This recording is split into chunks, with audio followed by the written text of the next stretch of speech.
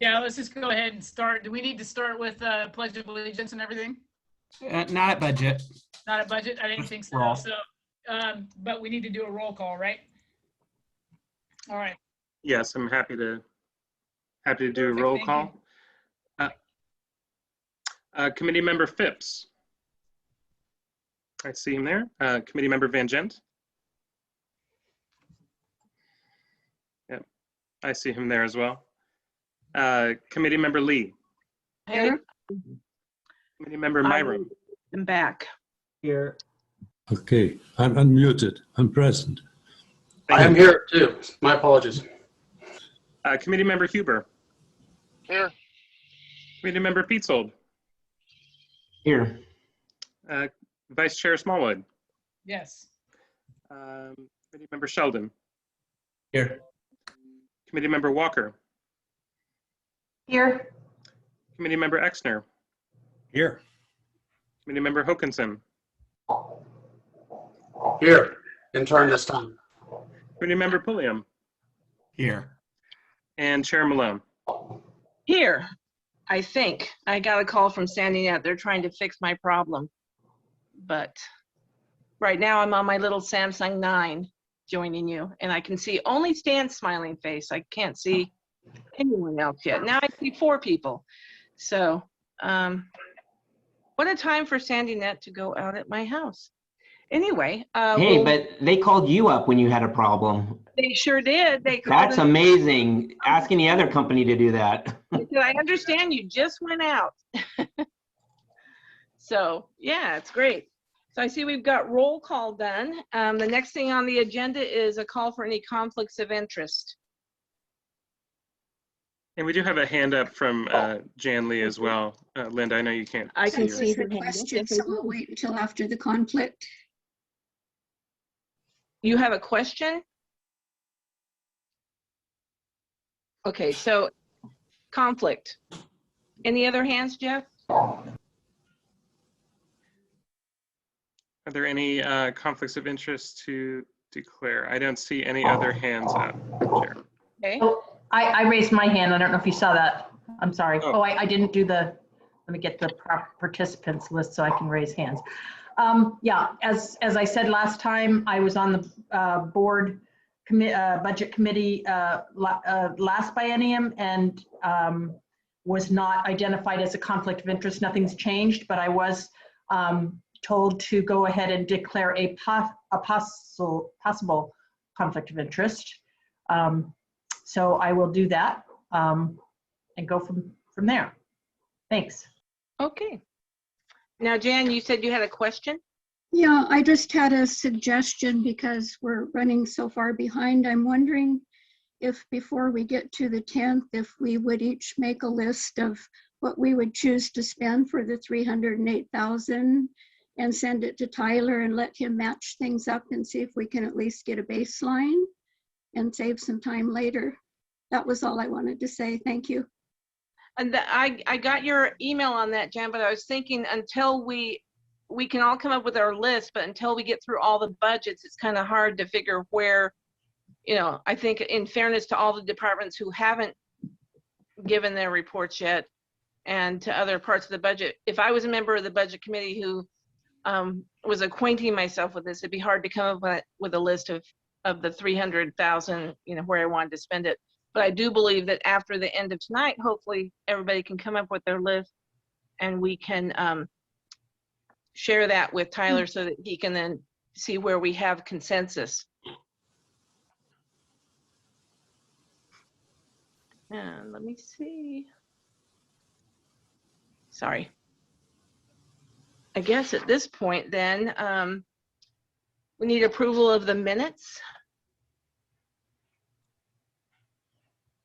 I love being able to make motions. I'll make a motion that we adopt the minutes from the last meeting. I'll Second. second it. Oh, okay. Oh, lots of seconds. So it's been moved by Stan and seconded by 2 or 3 people that we approve the minutes. All those in favor, signify You by have a correction. Sorry, my hand was up. I apologize before the That's motion. okay. What's the correction? In the library, the minutes showed that it was supposed to be separated by Hoodland and Sandy, and the actual request was to understand not just those two divisions, but also the division between in-resident Sandy and the out-of-the-city area.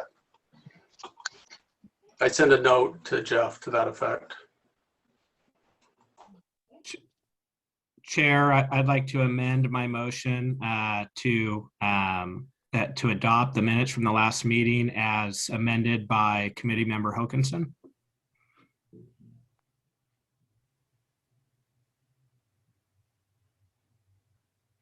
Sorry, Linda. Linda, you're muted. You're muted, Linda.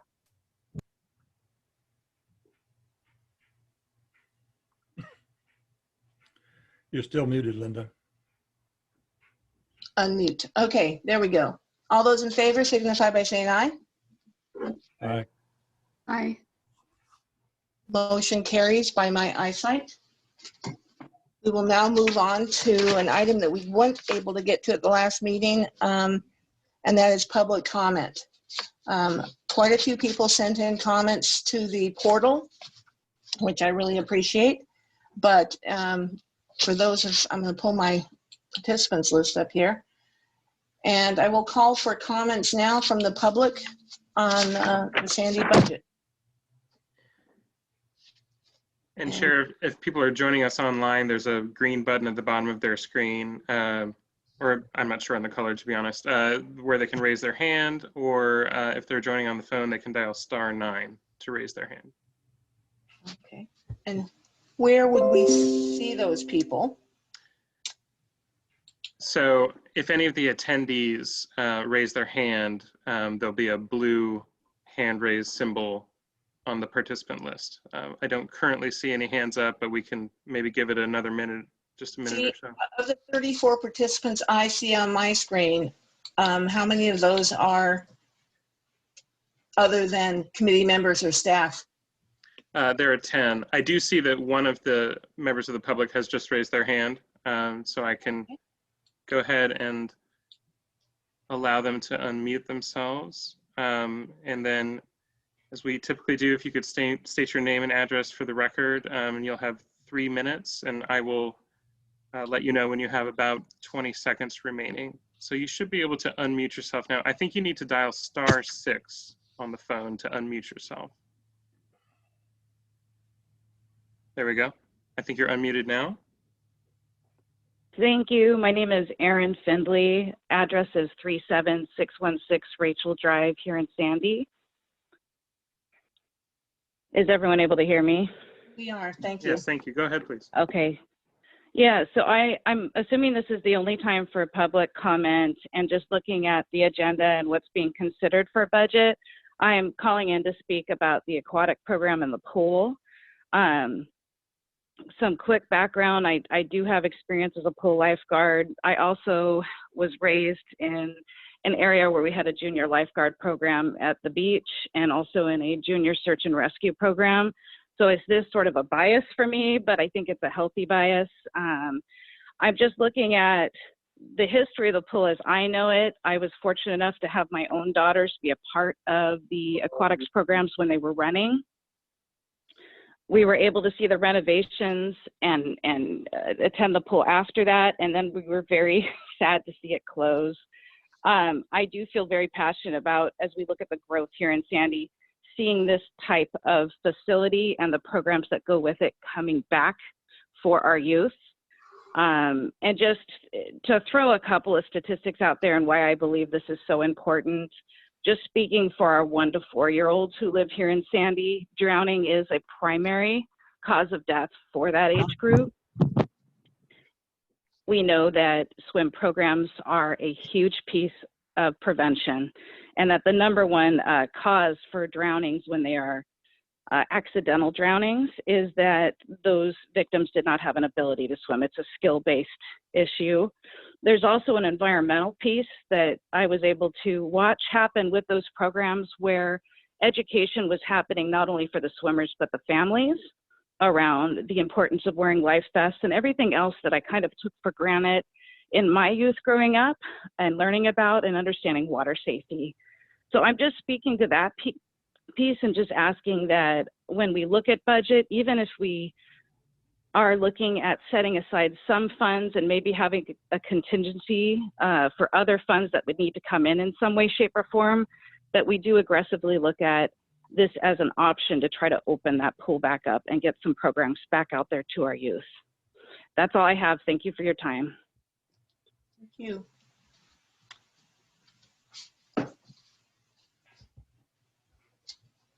Okay, Jeff, any? Okay, Chair, so I'll just take another look at the list for any other hands. I don't see any. Okay, I am seeing a couple of hands. So it looks like we have Grant Hayball here. Mr. Hayball, you should be able to unmute yourself now. And please state your name and address for the record, and you'll have 3 minutes. Welcome. Thank you. So Grant Hayball, I live at 17714 Laundry Drive in Sandy, Oregon. And it's a pleasure to be able to be here with you guys.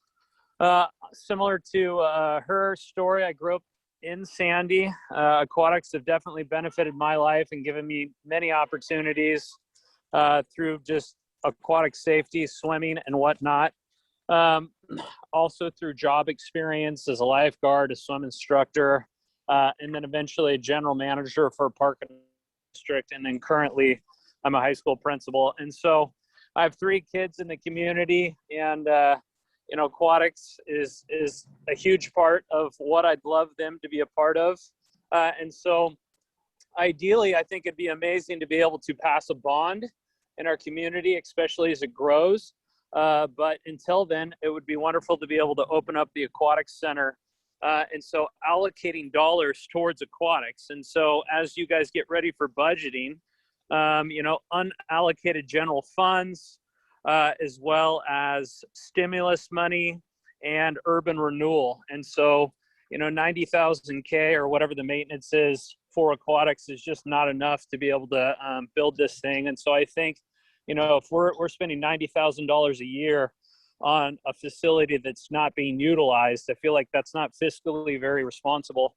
And so if we were able to generate dollars to be able to continue to build on programs that were very successful to years to come in Sandy, it would definitely benefit our community, especially as young families continue to grow. But at the same time, you know, all age groups can benefit from aquatics as well. And it just gives young people additional wonderful things to be able to do and build their lives on. And so I'm just advocating for you guys to think about budgeting more dollars to be able to open up the aquatics center that would benefit our community. So thank you very much.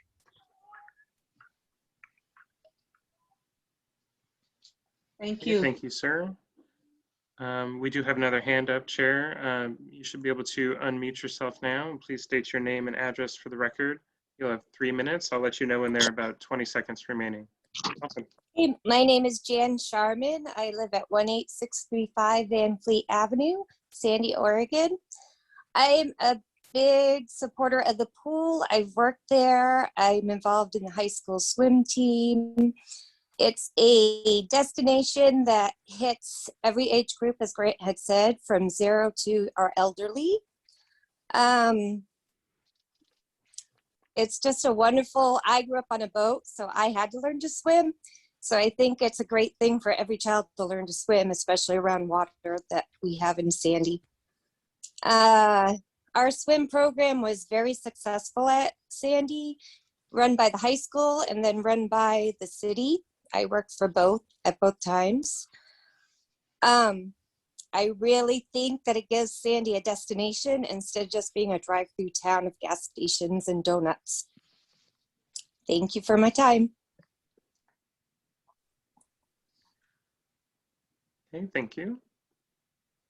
So Chair, I'll just wait 1 more second for any other raised hands. There should be a button at the bottom of your screen, or if you're on the phone, dial *9.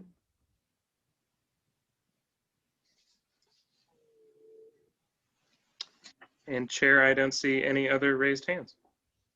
Okay. And we will have another public comment section before the 10th also, just like tonight.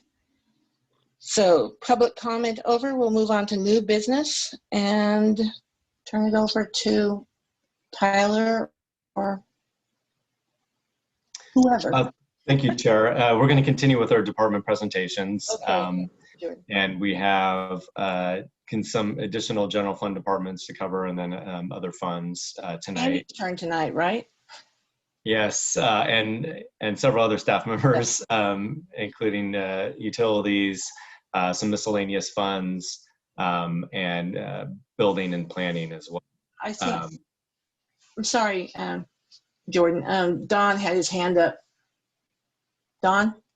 Thank you. I just wanted to note that even though they didn't publicly come and testify, we received 24 emails in favor of the pool.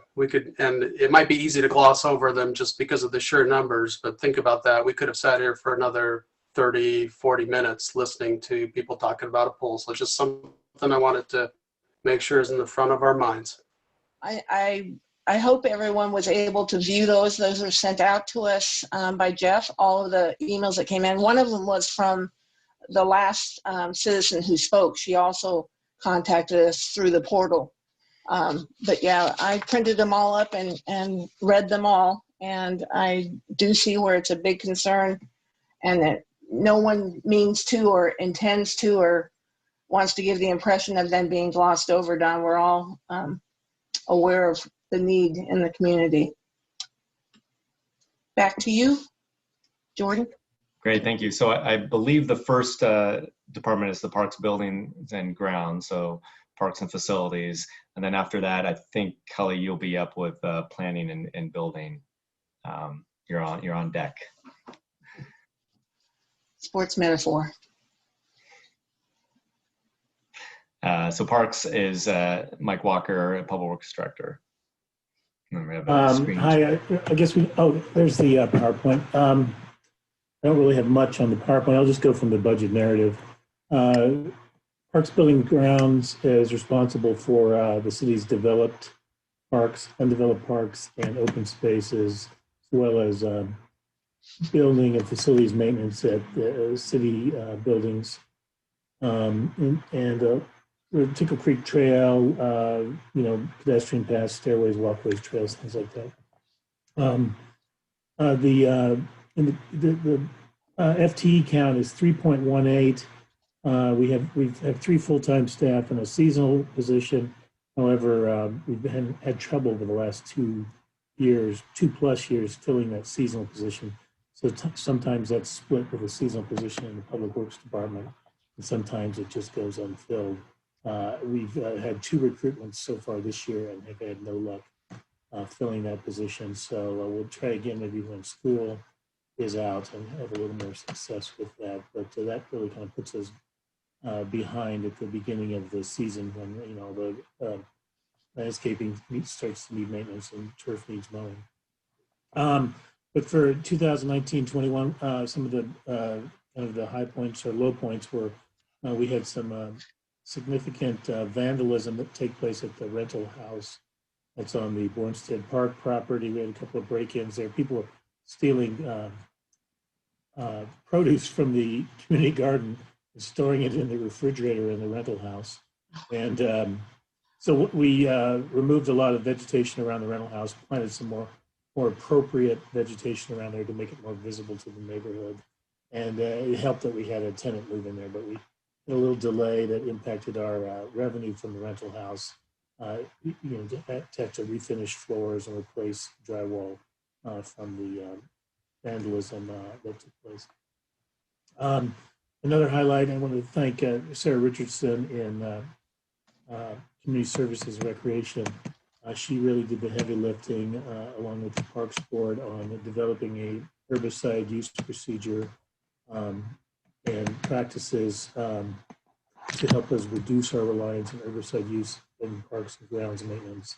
And that was really helpful for the park staff, and I think we've got something that the staff can utilize and that can address some of the concerns that members of the community and the Parks Board had about herbicide use. And then, just a couple of highlights.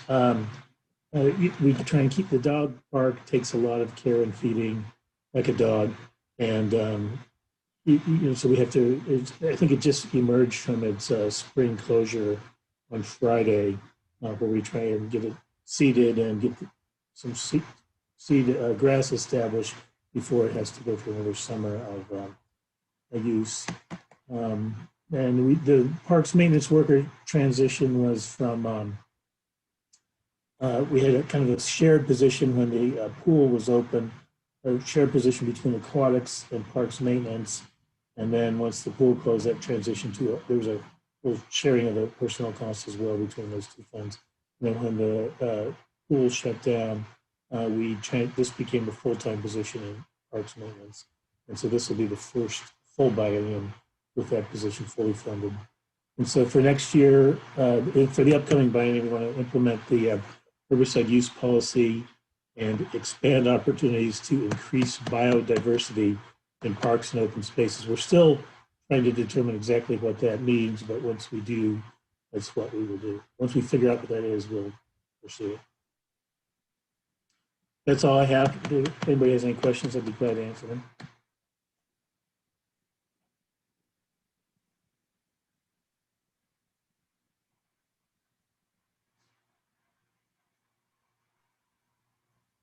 Going to stop sharing during questions and try to see if we can have it be a little more of a personal experience with faces this evening. So bear with me as I click a few more times tonight than I did last week. Well, I have a slight problem here and I lost my computer again. So I'm back on my phone. My husband's trying to set up his laptop for me because obviously there's some, I think everybody in Sandy got online at the same time and I'm in city proper and it's just not staying up. So Question, comment? Chair, you have committee members Kathleen Walker and Carl Exner in the queue, just so you know. Well, I will call on Kathleen at this time. Okay, well, yeah, this is, of course, my favorite budget item, but I think it's one of the most important because it's used by so many of our city residents and non-residents. And it's really important to all of us, I know. And my concern is that we've only got the budget for parks went up by 1.8% when budgets for almost all other departments went up significantly more.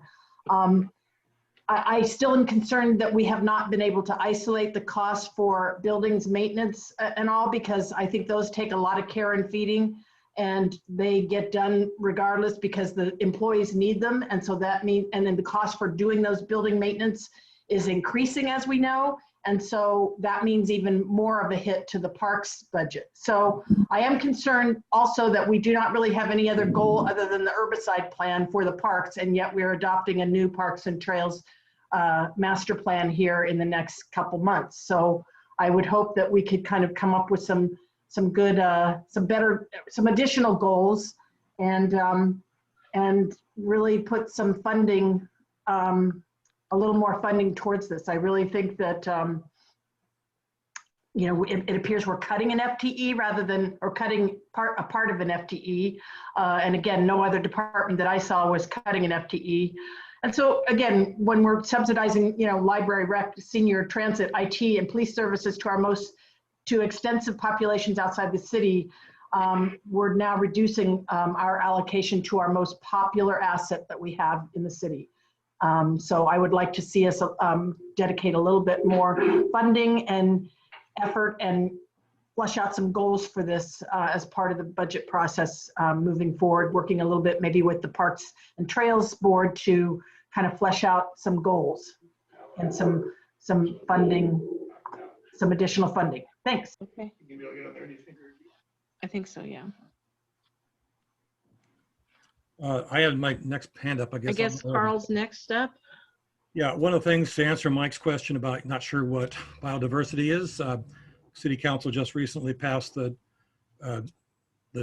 ability or the desire to join in with the bee city and pollinator, and that would be one of those great things to add biodiversity into the system. The other thing too is one of our goals in the City Council this year was to include analysis of different kinds of wetlands, different kinds of facilities. I think that would be something that we should look at. I agree with Council Walker in that I think there ought to be focus on some of the goals to be able to move forward on our parks and recreation plans, especially the kinds of parks that we're after, especially with the master plan. So that's it. All right. Any other questions? I appear on here twice, not just once. Okay. Do you see any other questions? Any other hands up, Jeff? sir? Nope. Okay. That goes back to Mike. That's all I have. All right, thanks, Mike. Next, Kelly O'Neill will be presenting planning and building. I think planning and then building. Great.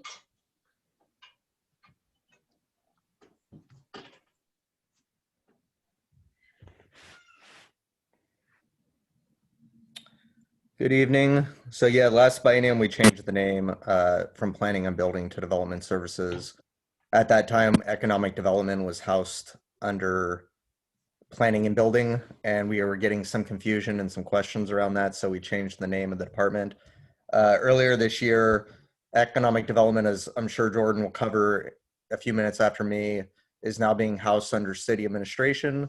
That being said, I'm still pretty involved in some of David's programming of that and also in some of the urban renewal programs, since it is heavily focused with building and planning. So I just want to let everybody know that I'm still involved and I'm still helping David out where needed, especially with the more technical questions around building. But that department's not housed in development services anymore. It's just planning division and building division. So the first one here is the planning division. As you'll see, the total resources and the total expenditures have gone up quite a bit over the last 8 years. However, it's a little misleading because biennium 2021-23 has $230,000 set aside for the comp plan. So that's a big portion of the big increase from the last biennium. But you know, the cost of doing business is going up, as all the other departments have already said. I believe, as Chief Roberts said last week, PERS and health insurance costs are going through the roof. So as you can see, the personnel services have jumped quite a bit. I did add a planner, I think about 3.5, 4 years ago, but due to the number of current land use applications that are coming in still, we're pretty much at an all-time high. And then also the complexities of Oregon land use planning has gotten a lot more complex in my 16 years in Oregon planning. A lot more challenges from lawyers, as you all are aware of, and a lot more clear and objective challenges as well. So it's become a much more complex field that's really getting into law more than common sense in a lot of ways. Let me go to my next slide.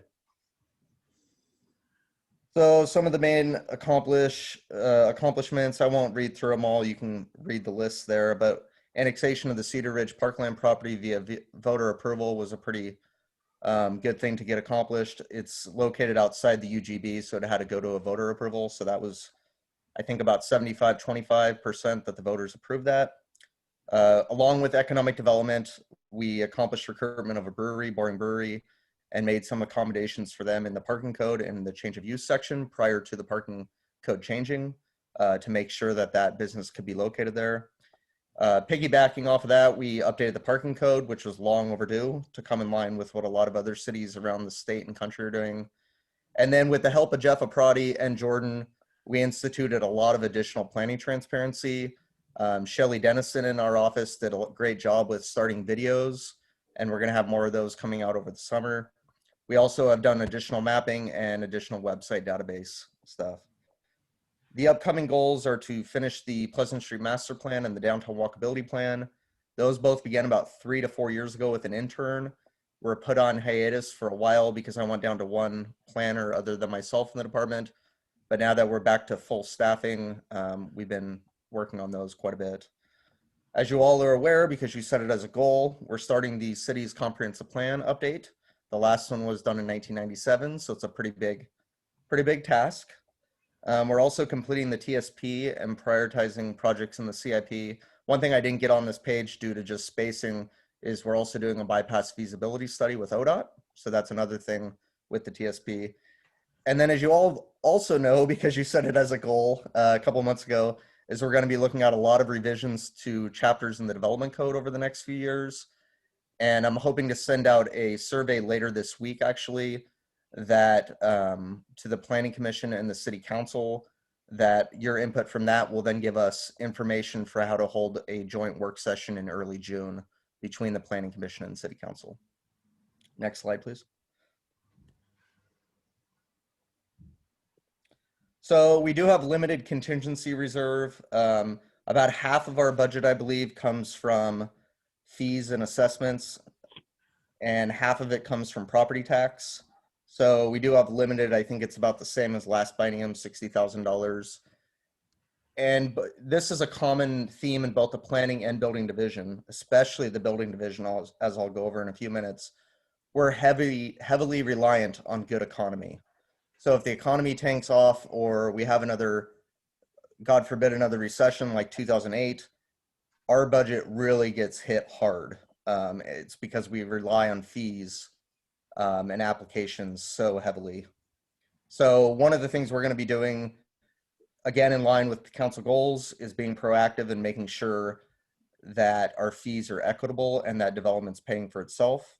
We're also going to look at ways for cost recovery and long range planning. A lot of cities now actually have a small fee that's tacked onto a land use permit that then is actually put into a dedicated fund for long range planning. So we're going to look into that a little bit more as well. And then I just wanted to point out that the comprehensive plan, as you know, we have $230,000 set aside for that. We're going to be going out for a DLCD grant for about 30 to 50 grand. And then we're actually going to be going out for a municipal fire grant as well for looking at fire mitigation within the comp plan. So we're going to be going out for a few grants. Hopefully we get some of those. But I do want to let you know that we're going to have some other big, very expensive things coming up in the near future. As the council is aware, with House Bill 2001, that's been done by staff in-house. But another thing that was passed by the state legislature a few years ago was House Bill 2003. And that has to look at housing production strategies, our buildable lands inventory again, and we are going to have that complete by 2024. So in saying all of that, we're most likely going to have to hire a consultant to help out with that. And so I just want council and the budget committee to think about, in the next biennium, we're going to really have to get going on House Bill 2003, and we're going to need more financial assistance put forward to the planning division to accomplish that House bill. I think that's all I had for the planning division. I don't know if you want to ask questions now or just want to hear the building division as well and then ask questions after both. I'd rather hear it after you've done both, since the reason we were doing questions is so that we wouldn't lose the person doing the presentation. Okay. But since you're doing the next presentation, we can, if you have questions on planning, if you could hold us till Kelly's done with his building, and then we'll get questions on both for him at the end of that second presentation. Perfect. Thank you, Chair. So the next one is the building division. As you'll see, the total resources allocated are actually anticipated going down. And one of the main reasons for that is I'm being a little bit cautious with, I'm very fiscally conservative, if any of you know me personally. And so I'm being a little bit cautious about what we're going to get in over the next few years. You know, I have heard from the Home Builders Association of Oregon that they think it's going to be a strong economy for the next few years. But I have heard from some other state economists that I've been attending meetings with that they think there is going to be a time where we have a slight dip in single family home production and need. So in knowing all of that or hearing all of that, I am anticipating a slight decrease in fees and assessments. The other thing that I want everybody to keep in mind is when we do have applications that are denied, like some of the big subdivision ones have been recently, those do have actual impacts on the building division because we can't anticipate as much funding coming from building division fees because we don't know the certainty of how much development is going to occur. So I'm being a little bit fiscally conservative on that. In saying that, I just heard Councilor Walker say no departments are going to have any FTE loss. Our longtime permit tech, who we're going to miss dearly, Noreen Robinson, she's retiring in September, and we're choosing not to fill that position for the time being. So we are going to be down one FTE. And I'm not planning to hire back into that FTE for at least probably a year to make sure that our revenue can outpace our expenditures. So this department or this division is actually losing an FTE. Just wanted to let you know that. Is it half from building and half from planning? No, her position is 90% paid for by building, 10% paid for by city administration. And that's because we also run the business license program out of my department. Okay. If you go to the next slide, please. So some of the major accomplishments, the biggest accomplishment since I've worked in the city of Sandy, at least in-house in the building division, was done in 2019. And that was switching from the Grail system that Scott Lazenby built in 1996, I believe. And we had been using that since then. It was a Access through Microsoft. We actually finally switched to a cloud-based software in 2019. And that took up hundreds and hundreds of staff hours. So that was actually a very huge accomplishment. A lot of residents don't know that that really occurred, but it's really helped the developers. They can now apply with their permits online, not their plan sets yet, but they can apply with a permit, and then they can actually schedule online at any time.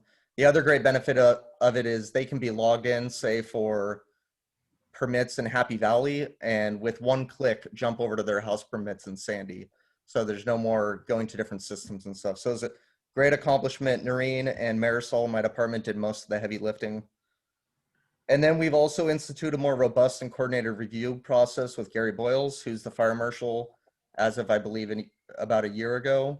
And so that we've been working a lot closer with the fire district on inspections, making sure exiting and fire suppression systems are done. And it's been a much more coordinated effort. I'm very proud of that. Some of our goals are going to be implementing an annual business fire life safety inspection program. That's something that's actually done at the fire district level, and then we would be doing support services for that. And it's mainly for businesses that have fire safety issues, such as restaurants that have type 1 hoods in them. It's just making sure that those are cleaned and inspected annually and that they're safe places that won't catch fire.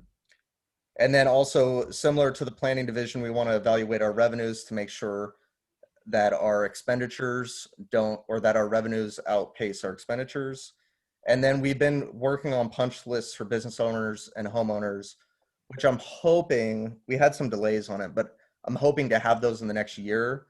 And they're going to be phenomenal. And it's going to be way easier for people to understand when and when they do not need permits in the city of Sandy. So that's going to be something we're working on as well. Next slide, please. So as I said before, there's rising costs with PERS, salary, insurance. Everybody knows that, it's no secret. And as I said, we're not going to be replacing one vacant position upon retirement in September. The one thing about the building division, and I've talked to Tyler quite a bit about this, is it's a little unique in that all of the revenue, 100%, comes from fees. So 100% comes from building, plumbing, and mechanical fees. And that's all we get. We don't get any property tax money, no other revenue sources. And by state law, all that money that we collect has to stay in the building division unless it's used for things like payroll or IT support or something like that. So some of it does go into non-departmental or admin to pay for some of the services they provide. But otherwise, it has to all stay in the building division. So I think in the future, we're going to look at a different way of kind of displaying that. But I'll let Tyler talk to you guys more about that. But one of the things I do want to do is protect this division against a big recession. And in saying that, we have under $200,000 in contingency. At one point in 2007, we had over $400,000. And I'd really like to get it up to $500,000 or $600,000 if it was up to me, because that division can always use more contingency. And I'm always anticipating a slowdown because it will happen eventually.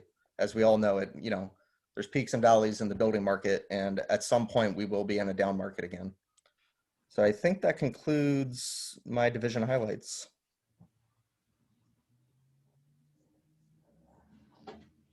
I say, Kelly, we're currently not in a downturn building wise. Judging from the My son and his wife just bought a house here in Oregon and ended up having to pay over $100,000 over the asking price.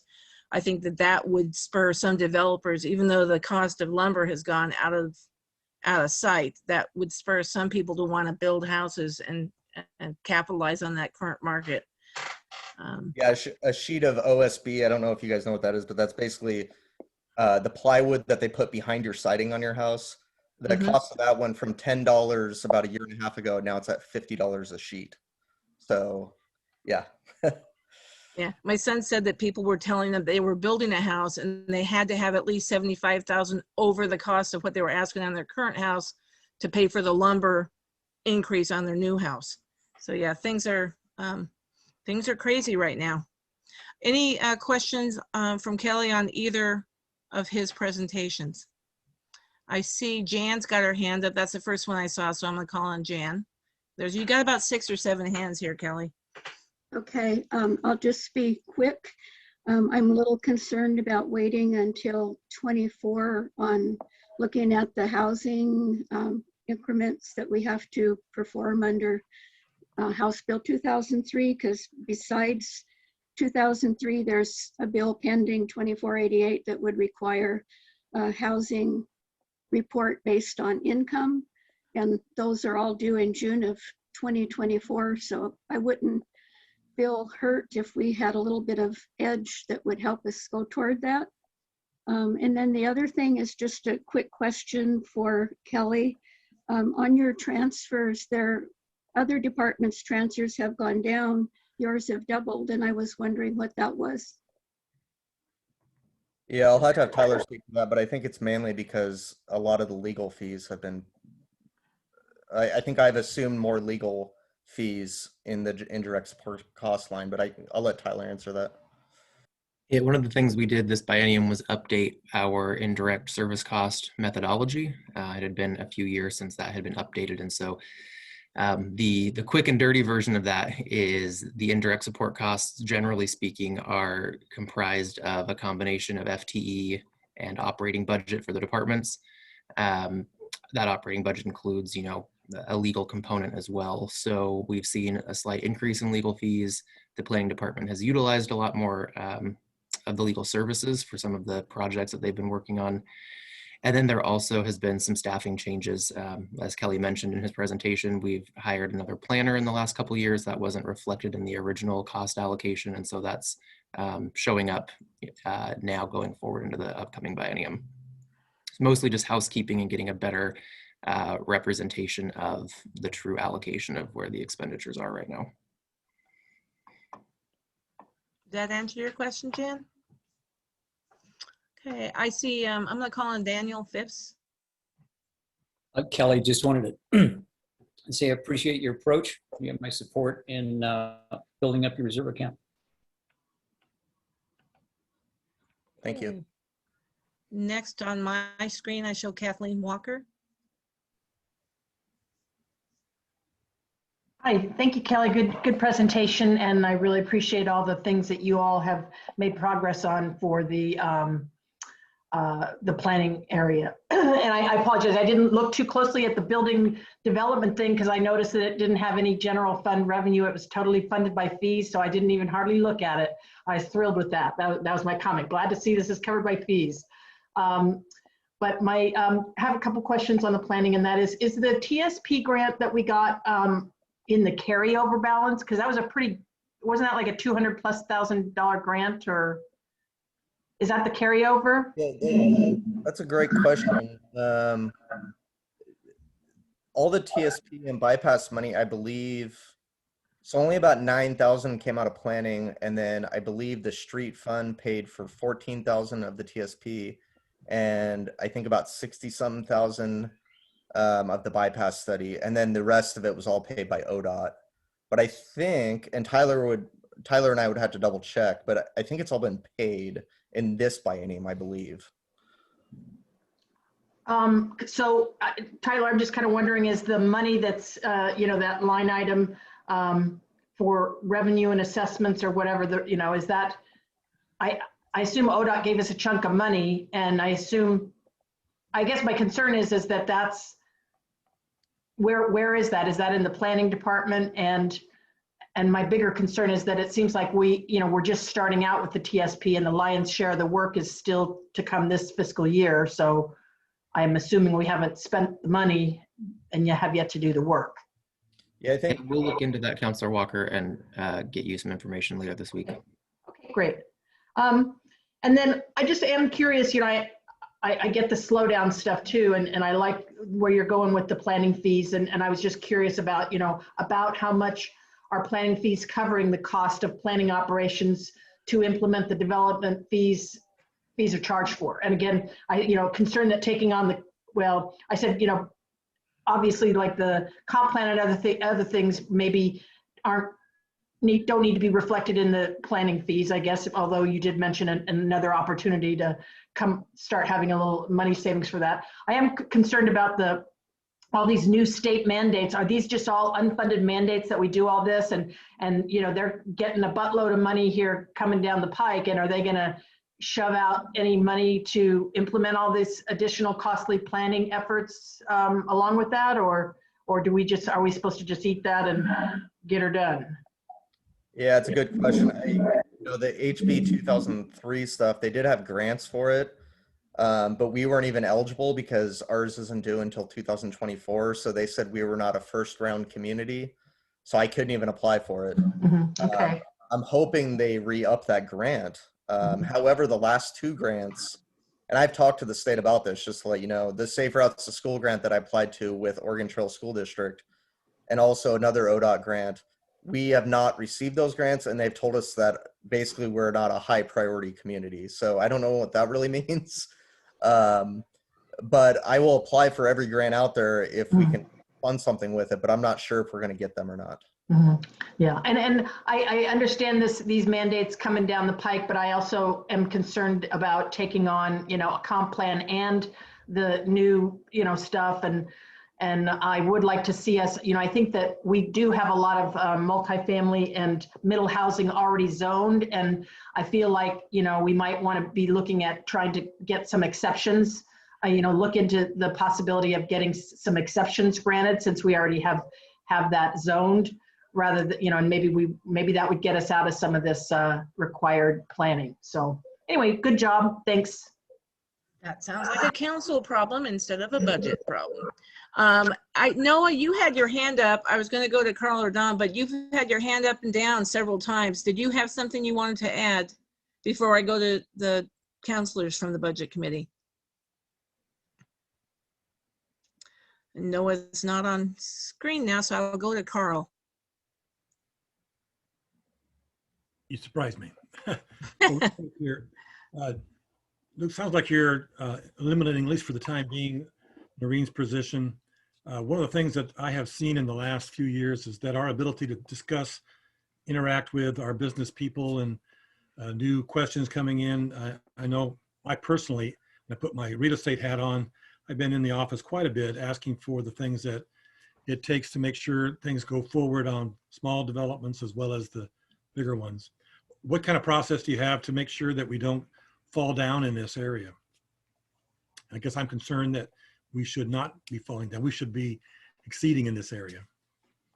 Yeah, it's a great question. As you know, Carl, as being a realtor, the demand on local planning staff and on realtors has increased because now when there's a house sale, the banks want to know what was permitted, what was not permitted. So we're getting more records requests and more requests from our staff than ever about, oh, this house is selling. We need to be able to close. We need information on whether this deck was permitted, So I agree with you. We're being tasked now more with house sales and property transactions than I've ever seen in my tenure in planning.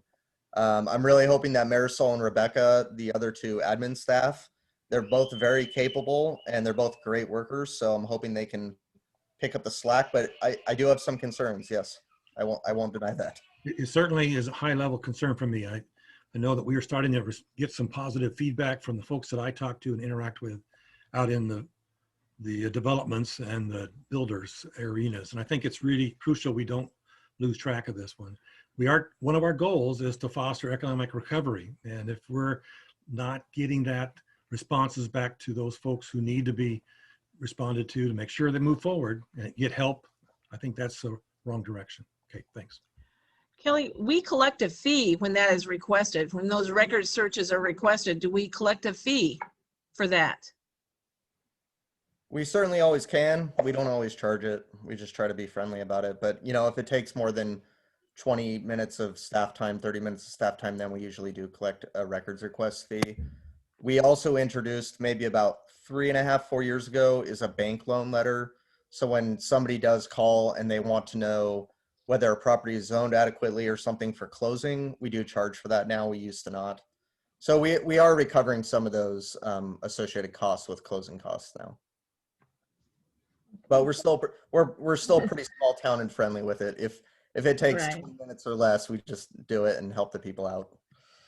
The thing is, when it's such a hot market and you're getting inundated, it's hard to still be a nice guy about some of these things. Don. Thank you. On the planning department, I have a question on the other benefits category. Can you tell me what other benefits is? It seems to be all over the map from 42,000 to 112,000 this biennium. What does that cover? And other departments have very small amounts there. So why such a large amount in that for this department? Are you talking about the other benefits for personnel? Yeah, it's literally called other benefits under, I can give you the line item number, but it's like the I can take fourth this or one, fifth. Kelly. Okay, thank you, Tyler. Yep. So other benefits used to be sort of a catch-all for other miscellaneous benefits that were provided to city staff. At one point, if a staff member did not enroll in the city's insurance plan, there was an opt-out benefit that was provided, and that opt-out benefit was recorded on the other benefits line item. That practice has since stopped. It's no longer allowed by our insurance carrier. So that's why it's zero now across the board. Yeah, except it's 112,000 for this department. So what's in it now? That's PERS. That's 112,000. Oh, that'd be my line item. See, look at that. Those glasses. Darn it. Okay, thank you. Second question, in the, and I'm going to assume it's the contract services planning. I get a roller out and make sure. 250,000. What is in that? Is that the 230,000 comp plan plus a little of extra? Yes, that's correct. That's exactly Right. what. And then the last question, you mentioned that you're expecting grants or you're going to apply for various grants and things to help offset comp plan and other big charges. If you get one, let's say it's for 25 grand, are you giving 25 grand back to the general fund? What's the plan there? That was not the plan, because when we made the request for the 230,000, my assumption is the comp plan is going to cost more, like 260 to 300, and that's what I presented to the council. So I'm hoping I get the DLCD grant and the fire grant, and those will offset the additional money I would have needed through general fund. However, that said, if the comp plan costs come in way lower than what I anticipated, yeah, I will have to talk to Tyler and Jordan about if there'd be any reimbursements back to the general fund. Thank you. Okay. I don't see any other raised hands. Jeff, do you see any? No other raised hands, Chair. Can I just say Okay, one more move thing? on. Sure. The only other thing I didn't bring up, and that it's kind of Mike and my department, both of us, we both shared for part of it. I did want to let you know that our plotter that we use, that prints out big maps for the entirety of the city, and we also use it to print out maps at a very affordable cost for citizens. That is 6 years old at this point, and they only last about 8 to 10. So they're about 8 to 10 grand. So I just wanted to let everybody know that going into the next biennium, I'll be asking for that through like a supplemental amount, through kind of like a request. But I didn't want to do that tonight because I felt like we can get the one that we currently have repaired. But I did want to just prompt it and say in a couple of years, I'll be requesting that. So When you do request that, will it be split between the areas that it's used? In other words, part for Mike's, part for your budget? Correct. You know, whichever Yeah, departments correct. use it would be split costs among those departments? Yeah, or I'd those probably just- budgets? Correct. That's what we did it last time, and that's what we would. But it is a one-time kind of big expense, really, for a copier. So I just wanted to let people know. Okay. Next budget. I think economic development. Thank you, Chair. I'll cover economic development. Try to move this one quick. It's a department of just one staff. I think it's half an FTE that's allocated to the economic development department, the general fund. It's now under administration. David Snyder is our economic development manager. The other half of his FTE is allocated out to the urban renewal district. He does a lot of the obviously the grant program, facade, tenant improvement, and the covered structures. So we capture a lot of his expenses, his personnel expenses in urban renewal. The big goal for us this year is over the next biennium is council's goal to develop our long-term plan for economic development and sort of pivoting to a plan that focuses on growing our commercial, industrial, and small business growth. So we're excited to get going on that work. The council had a discussion about this at goal setting and with their direction, and we think we can do this work the majority of it in-house. So we haven't added any costs for any materials or contracted services to do this plan. We have a economic development advisory board that is up and running that can assist us in that work. As well as some other topics that we want to tackle over the next 2 years, working with them on exploring more opportunities to recruit businesses into our vacant commercial properties, exploring other incentive programs, working with them on a plan for envisioning the future of the Bell Street and 362nd properties that will hopefully be developed after the roadway. The other thing that this department does is they manage the special service contract program grants. And I know that's typically a topic for the budget committee, but it's a program that was established, I think it's like 5 or 10 years ago, to sort of create an ongoing funding source for several of the nonprofits in town that rely upon public agency funding. And so that happens, I think, fairly soon after the budget's adopted. We go through that grant program, and there's a committee that reviews those.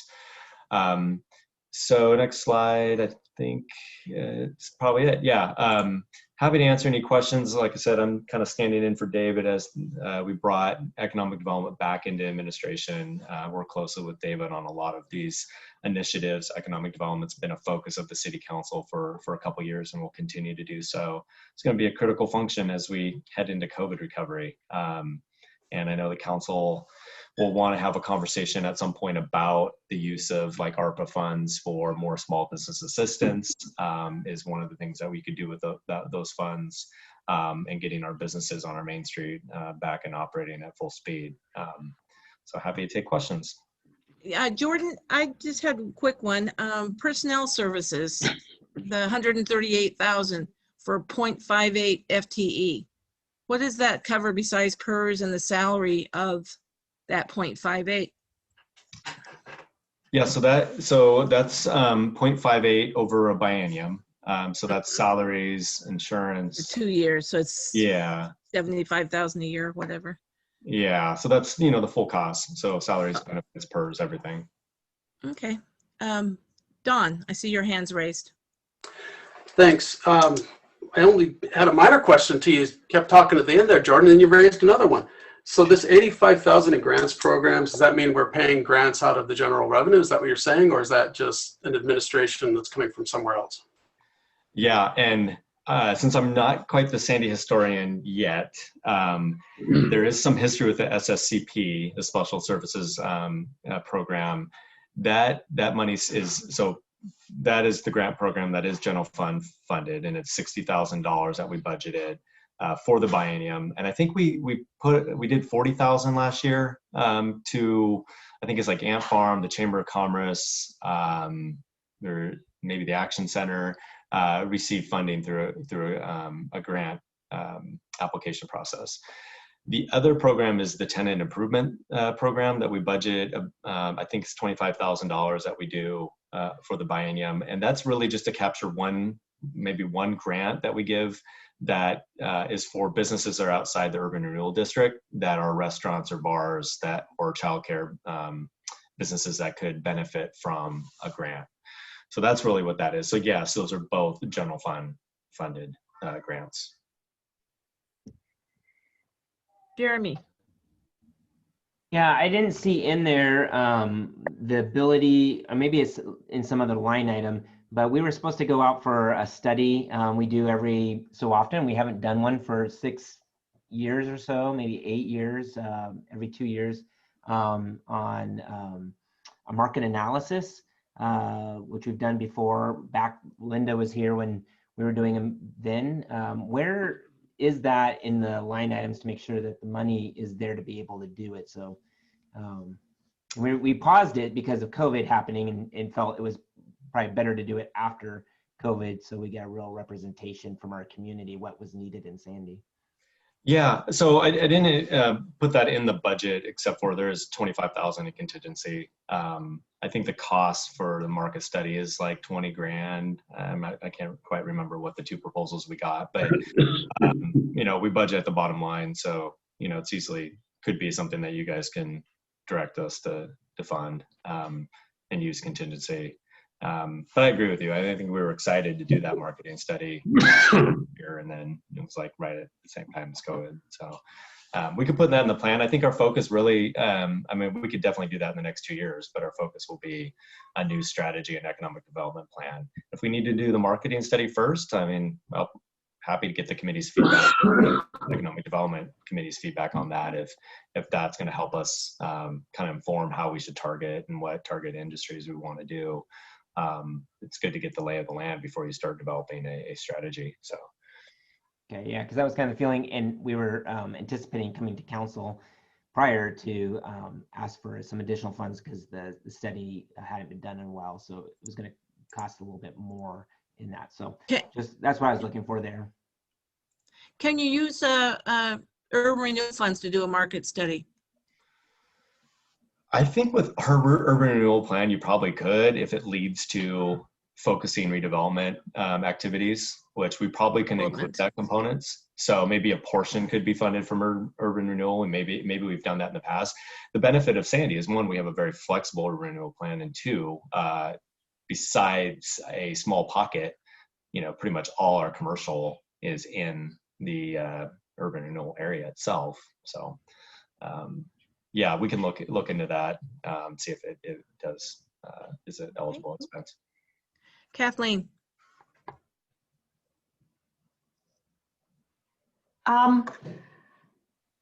So what does, one of your things on your slide said activate chronically vacant C1 properties. What does activate mean?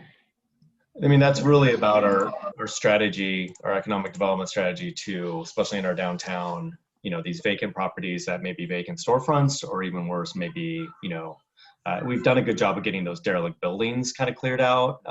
But now we have property that, you know, is either greenfield or, like I said, empty storefront. So, you know, some of that work is just kind of the grassroots boots on the ground, sort of talking to people and trying to get, you know, folks to sign leases and move in, and can we help with some of our facade grants or our, you know, covered structure, tenant improvements. That's why those programs exist, not just from making our current businesses better and retain them, but maybe attract new investment. Mm-hmm. So, I mean, for example, you got the Smith building, you have sort of the old, what was that bar on the other side that has a vacant storefront that sort of, you know, is sitting there, that would be a great asset for our town to get somebody in there, but needs maybe some TLC. Okay. I get it. Yeah. All right. And so I would like to see us to reach out and try to get some tourism grants with this program that are available. There was up to $100,000 available for grants this year, and we you know, applied for a very small amount, but I am glad to hear that we're proceeding with developing an economic development plan, given that millions we're spending between this fund and the urban development. I believe we need to have more expertise in developing this plan, though, than we have now. And I would support some funding for that to really have us get a good plan done. Part of this plan also, as I said, needs to highlight the opportunities for tourism-related economic development projects, so that we can kind of have a book, you know, some shelved projects that incorporate the objectives of those grant criteria, because those are annual grants, and, you cannot win if you do not play. So I'd like to see us do that. But otherwise, yeah, I'd like to see us kind of consider getting a little expertise on our economic development plan. Sorry.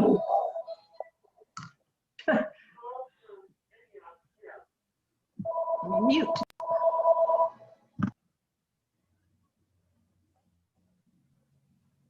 Okay. Unstable. Okay, Chair, I don't see any other hands raised. Okay, I'm having trouble with I keep getting flashed unstable internet. So I guess we'll move on to non-departmental. All right. There we go. Back again.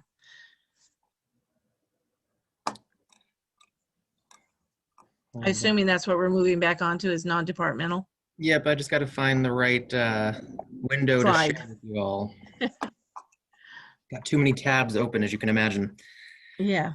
So non-departmental is sort of the catch-all department for anything that is not specifically assigned to a single department or program. So within non-departmental, we have, general office supplies for City Hall, the contracts and maintenance agreements for the copier and mail machine, other sort of things like that that all departments are able to utilize. It does receive some indirect service revenue, so programs that are, or departments rather, that are housed within City Hall pay for 50% of the costs of maintaining this building and running this building. So utilities are probably the largest, portion of that. And the other half of that is paid for through indirect service revenue from all the other departments that use City Hall on a semi-regular basis, but are not housed here. There also is a general revenue contribution.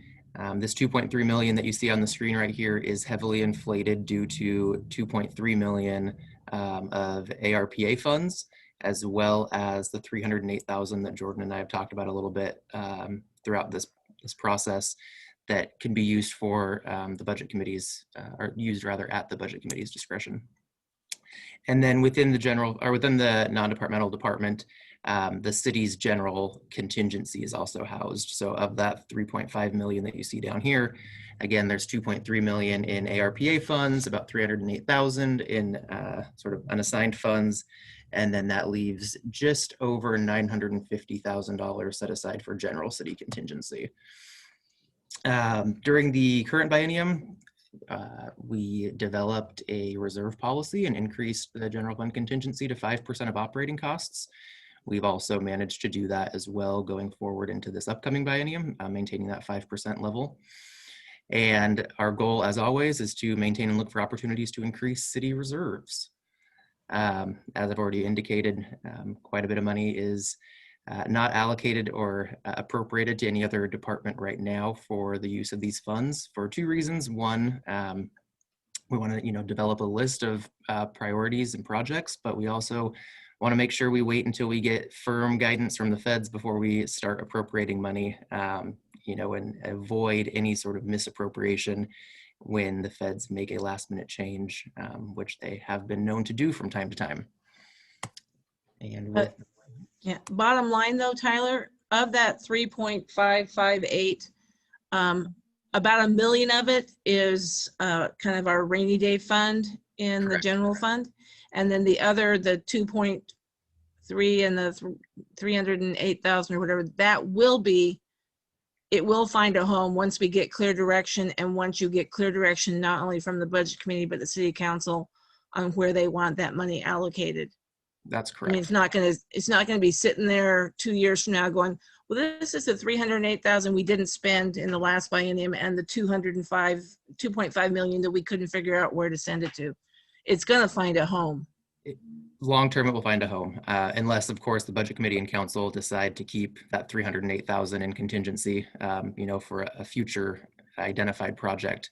But 2.3 million of that does need to be spent before the end of calendar year 2024, per the current guidelines from the federal government. I would say dream on saving that for some future project. So I see a hand up, Carl. I'll go to you first. Actually, Dawn has been up there for quite a while. Okay, so here's my point is that earlier committee person, I guess I'll call her that, Lee, said that we ought to not let this decision about what to do with these 300,000 and the 2.3 million slide on and on and on. I really do think that we need to set a timeline, that the committee members make a recommendation to the council about what we want to do to spend that. So I would suggest, I forget what Jan did in terms of the date, but I would suggest we do something relatively quickly. Before the 10th. Yeah. Yeah, just get it done and make that a point rather than let it slide. I think that's a good idea. Noah, I didn't get to calling you last time. One other point, maybe just real quickly. There have been several times we've made some statements from single committee people, and there have been times when I think I disagree. There's come times when I put that point out and no one else agreed or disagreed with it. I just wonder about how the process. So for example, this particular one, do I need to make a motion to? I don't think we're to the debate and deciding part right now in non-departmental. I mean, I think when we get to the point where we're disagreeing or agreeing with the issue or debating the issue, then we would do that. But right now we're just getting questions on this budget so that we can move on to the rest of the stuff. And then at the end of the meeting, we'll decide on when we need to have those things into Tyler and Jordan to see if there is consensus among the members of the budget committee. But I'm going to go to Noah because he had his hand up the last time and then your hand disappeared. So on this, I'm going to go to you first and then to Don. All right. So Tyler, so the 2.3, is that the total amount? Because I know that the ARP funds, half we get in fiscal year, half of the funds is in fiscal year 21, 22, and then we get the other half in 22, 23. So is it 2.3 or is it 4.6 that we're getting? 2.3 is the total cumulative amount. Okay. There is a possibility that we'll receive half of that before the end of this fiscal year, which will get recorded as general revenue. Essentially, we'll just have a higher beginning balance and then a lower, receivable next biennium once the second disbursement is made. But the total that we will receive is projected to be right now at the 2.3 million. So we're not getting the other right. We're not getting the other 1.15 million until fiscal year 22, 23. Correct. 21, 22. So it's possible we'll get 1.15, next month, potentially, and then the following June, so June of 2022. Okay. All right. Sounds good. Thanks. Don. Thank you. 2 points. First, to Carl's point, the purpose of the budget committee is to approve all budgets, not just the unallocated. And so whatever motion we do ultimately around the 308 or whatever it is needs to be tied to any other changes as well. It can't just be the 308. So that's the first point. Second point, and I've said this before, but I just want to say it again, that I'm really concerned about the use of contingency funds by individual departments and a global 5% contingency fund as well. When you say things like this 5% represents a rainy day fund, I can understand that, that's clarity. But when a department has one department has a contingency fund that runs 15 or higher % of their budget, what that is other people would call that a slush fund or undesignated money. It's the opposite of transparency. And we have some departments that have very small, modest contingency funds and others that have large. The bottom line is the net, if we just add up those contingencies, is substantial. And when people have it in their head, I know what I'm going to spend that for, it belongs in a budget on a line item, not in a contingency fund, so that we create the transparency for the public. There, that's my soapbox. Kathleen.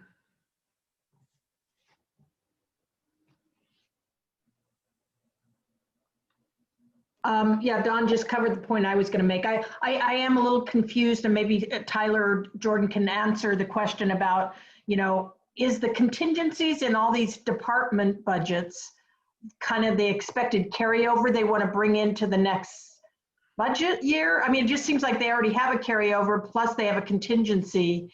And so, yeah, I'm kind of confused. Plus we have this big contingency. So are we kind of double dipping on the contingencies, or can you help us understand that? So our general fund contingency, the 5% of operations is really, like Tyler said, a rainy day fund. It is the buffer between the unexpected, expenses that comes up, emergencies. 5% is low, in my opinion. To give you a contrast, like us, we go at a 30%, over $20 million. But that's the difference between a AAA bond rating and a AA minus. We would like to get up to at least 2 months of operating coverage for a reserve. With the department contingencies, we get there, but the department contingencies, the difference is that those are their carryovers. We call them contingencies, but really that's the unspent funds that they didn't spend in the current biennium that they're planning on rolling forward. And then, what comes out at the end after they get their general revenue and department revenues is sort of the unspent carryover. And the idea of that program is to get away from the budget games of making budget requests for vehicles or adding, more bee pollinator friendly plants and parks and things like that. And I think, I understand the perspective that it looks like there's a lot of contingencies, in each of the departments, and some of them look, more than maybe what they need. And that's completely understandable. We talked about that last week with internal service. The idea for operating departments is that, like Kelly said with planning and building, we want a cushion. You need to be able to weather some storms or have the time to make adjustments if your service demands drop, right? It takes time to kind of, staff down or staff up depending on the economy. For operating departments, like police, ideally, if our police department was in a better financial condition, which, pat on the back to the chief and Tyler for getting that police department actually to start this biennium, this proposed biennium, and not in deficit. That's also due to the public safety fee. That's substantial for us to finally achieve that goal. But the idea of a carryover is that they wouldn't have to come in hopefully in future years, as we keep this program intact, with requests saying we need body cams, because the philosophy is that with their carryover, they'll underspend, they should be underspending because by Oregon budget law, we can't exceed. They can build a carryover so that in future biennium, they can use that carryover to fund these one-time items like a new car or equipment or police cams. The same for, like parks. Those are great departments where you can use a carryover for one-time items, not ongoing expenses. What we're finding is a lot of the departments need the carryover for just operating costs. And that's kind of part of my budget message, is that's not a sustainable environment to be in. And really, we've been using these contingencies as a way to stabilize operations and not seen as one-time, items in future years. And another way to look at it, we treat our general fund departments like we treat the utilities, right? Where they get general revenue, they get their own department revenue, just as you would have, wastewater rates or water rates. And then they self-balance, and then they can carry forward any unspent funds as either a contingency or, a reserve for future expenditure item. So I think, just one way to kind of defend the program is, like I said at the beginning, the 5% in my mind is a little low. It's something I think it's consistent with how we've budgeted in the past, because we've been able to budget contingencies in other departments. So if you do add them up, it gets us into that range where I think, our S&P and Moody's say, oh, well, you got a good, general fund, healthy general fund. But once you start peeling it back and see it's really a 5% policy, I mean, I would be more comfortable with getting that closer to a 10%, where you have at least a 2-month coverage for the general fund as a whole. So hopefully that explains some of that. I think one of the things that we could probably do better, and maybe this is, for the department heads though, is make better notes on what our use of contingency is, what they're proposing, and maybe why it's there, right? If you have 50,000 sitting in the contingency line, what are you saving up for? Or what is the intended purpose of that? Is it a stability fund, to weather storms? Or is it, hey, I'm saving for, new servers in 2 years that are going to be $100,000, and we're going to save that up over time. So we can definitely beef up our notes in that regard. I know in the past we had a librarian who did not buy supplies or books or tapes or records for a large portion of her biennium, and she was saving money up for the library remodel. But never really, she had those things in her line item, didn't spend them, had them as carryover for some future library remodel. I wouldn't like us to be doing that still. If you need the money for the remodel, it should come out of the, city budget fund. Stan, you're next. I wasn't done. Actually, I wasn't done. I have one more comment on that. Yet. Okay. That's a question. I'm sorry. At all. So yeah, just two things, but I agree with where you were going with that. Answering my question about the contingencies, they should just be the one-time things or the kind of the cushion in case, things are developed based on how much development. So like planning and stuff, I can see that. And I think we just need to have that, your direction kind of show up in the budget, how it's kind of allocated, because I'm not sure it is. Second thing I will just point out is that I am glad to see the employee recognition. I think that's a really important program. I think it's a little light. If it's 10,000 for the whole biennium, I think it's helpful to kind of recognize some of your awesome employees that you have, and really have kind of more of a routine program of recognizing employees, both financially, small, not huge amounts, but a slight financial, awards, but also publicly, so that, it's recognized. So more employee recognition would be, I think, a good thing for all the employees. Okay. Stan. Yeah, and because of time, that we're already going long here, everybody, so I'll just go quick. I don't want to reiterate too much what Jordan said. I just would want to point out that I think this is one of the greatest things about Sandy. It's the Sandy way. We fight against the use or lose it mentality that happens so often. I'm for controls in place, or maybe like Jordan talked about, some notes and maybe some more transparency. But I think this is a great budgeting process that, quite frankly, I'm proud of. I'd like to note that Jordan and Scott Lazenby gave a co-presentation in the League of Oregon Cities on this budgeting process just a year and a half, 2 years ago, pre-COVID-19, on because we do kind of lead the way in this process. I think I'm glad to see Jeremy's hand up. He's kind of my buddy in protecting some of these things. But I think this is just, we've got to continue with this. Otherwise, you get to wasteful use it or lose it spending.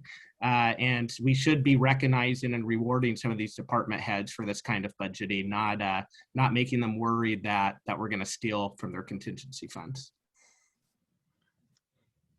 Now, this kind of budgeting has been around since I was first mayor, since '92, or maybe the year before I became mayor. Daniel, I'll go to you next, then Jeremy, because Daniel, you get several bites at this apple when it comes to council, Jeremy. But we'll go with Daniel first. Three things. Number one, you might want to consider adding a reserve account line item to your budgets, as well as a excuse me, brain fart. Anyway, a reserve. Instead of just contingency? Well, instead of contingency, or in addition to contingency, add a reserve account for repairs, replacements, major purchases, so that you can identify those. And then as far as the reserve accounts go, in the case of Kelly, where his funding is completely from budgets and fees, I can make a strong argument that he needs a larger reserve account than other departments that aren't dependent upon strictly fees, because he's at much higher risk of budget shortfalls because of that. So there might be room for different levels of contingencies that are acceptable for different departments. Thank you, Jen. Jeremy. Yeah, I just want to say this type of budgeting I'm really proud of. I wasn't on when it started, but I learned a lot about it from Linda and Scott when we did it. And I've been able to talk to a lot of other cities about this and how they wish they had this type of budgeting process. That use it or lose it mentality is just not, becomes a little bit wasteful. But caution on the, it's at the will of the council and the budget committee. You know, if you remove that, we will never get it back because no one will ever trust us again. And I think that's something to said that about the many years. This goes on before Linda's time, as she said, and that's been what, 30. 3 years, whatever it may be. But Yeah. just like yesterday. But you know, and it's grown to be kind of like Stan said, the Sandy way. And so I'll just, instead of saying everything that Stan said, he said it's spot on. One last thing I want to, and thank you, Daniel. I do agree with the position there with Kelly's department there, because Linda was on there at the same time when we went through that downturn. I think you were, Linda, there. Yeah. And it was a scary time for that department, a really scary time of laying people off, because other communities had to do that on there because they hadn't put up enough reserves in that. And so getting creative. The last Gresham, thing. prime go ahead. example. Happy Prime Valley example was was Gresham. They had to cut half their staff. in Happy Valley as well. So I think everyone's not debating that, but I think that's something to note. The last thing was the last few years, why I've been on council, man, we call it contingency, we call it whatever you want to call it, the rainy day fund. I just think of it as, you know, having enough money in the bank to weather something. We've always been scraping by to where, I don't know, I've always sweated 2 years. Can we make it through the second biennium without being sued or without a police shooting? We've had them in our city before, and Linda knows. And I refer to Linda because as we look at the history of so many years where that goes by. But a couple of years ago, I think we were at 300,000 for a biennium, and 500,000 for that. I mean, that is just crazy scary in my mind. And so when we as a council had said, hey, we wanted to up that and find a way out of this scenario.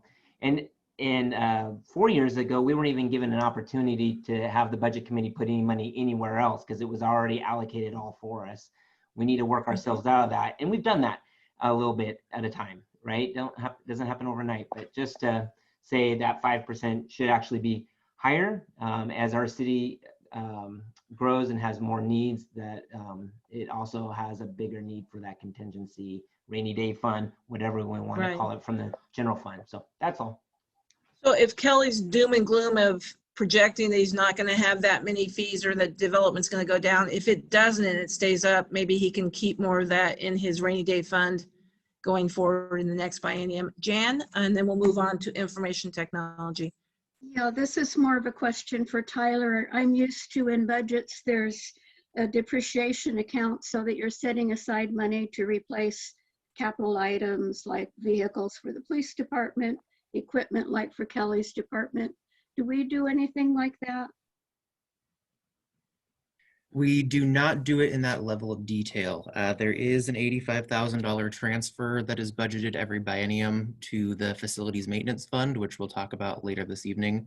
And the intent of that fund, when it was first established, was to grow a reserve balance to pay for things like a new roof, new paint, more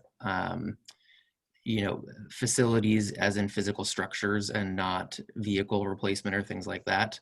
That's more housed within the individual departments. But we have 85,000 from the general fund, and then there's a contribution from other major funds like water, sewer, stormwater, transit, that also pay into that facility maintenance fund. We did spend about 70,000 this biennium in doing a facilities assessment and identifying what we need to be spending our money on going forward. And so we'll continue doing those transfers to help build some reserves to pay for facilities maintenance. And then we'll use the information we gained from that assessment to start developing a plan to actually knock some of those improvements out.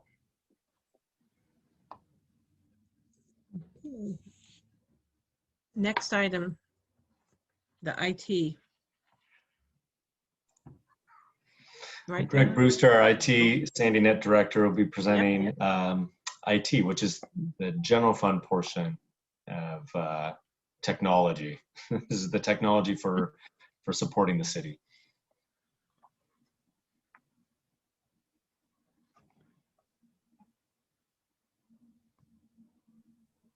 Okay. All right, Greg, take it away. seem to be having an IT problem. Looks like he's unmuted. He may be having an issue with his microphone. Okay.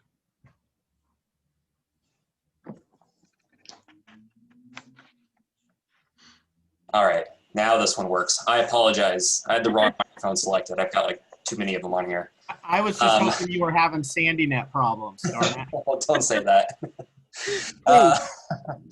Hi, I'm Greg Brewster. I'm the IT director. That awesome intro right there.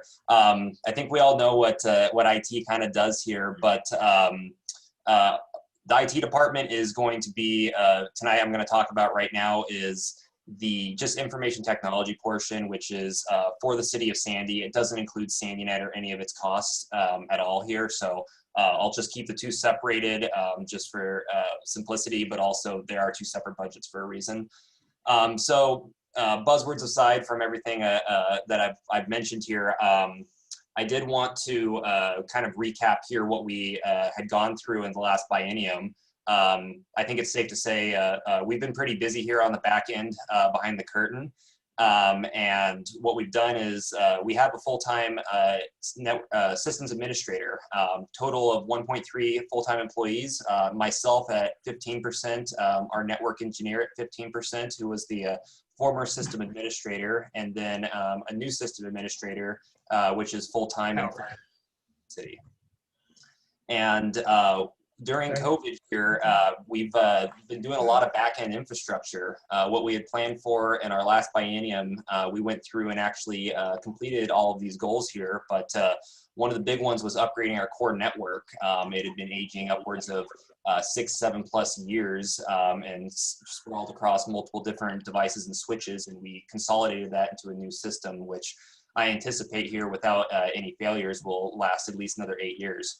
I think we've done it properly this time. Another one we went ahead and did is we upgraded our aging hypervisor, which is our virtual server environment, into a smaller hyperconverged environment, which allows us to prevent what was typically called a 3-tier deployment, which included 3 separate pieces of hardware to do all of our computing, is now broken down into 2 boxes that are linked together logically. So the idea is, for our sake and what we're growing with, it actually came out to be cheaper and more effective and was light years ahead of what we were operating on before due to its age and functionality at the time. And so finally, what we did is software licenses amongst that backend and that server environment were starting to hit their end of life. And we went ahead and got a new set of licenses last biennium to set us up for the next 8 to 10 years until those ones go end of life, and we'll repeat the process. So with all that to say, we tend to hop, some replacements are every 3 years, some are 5 years. Sometimes you can push all the way out to 8 in some cases. And so that's what we typically use our contingency for.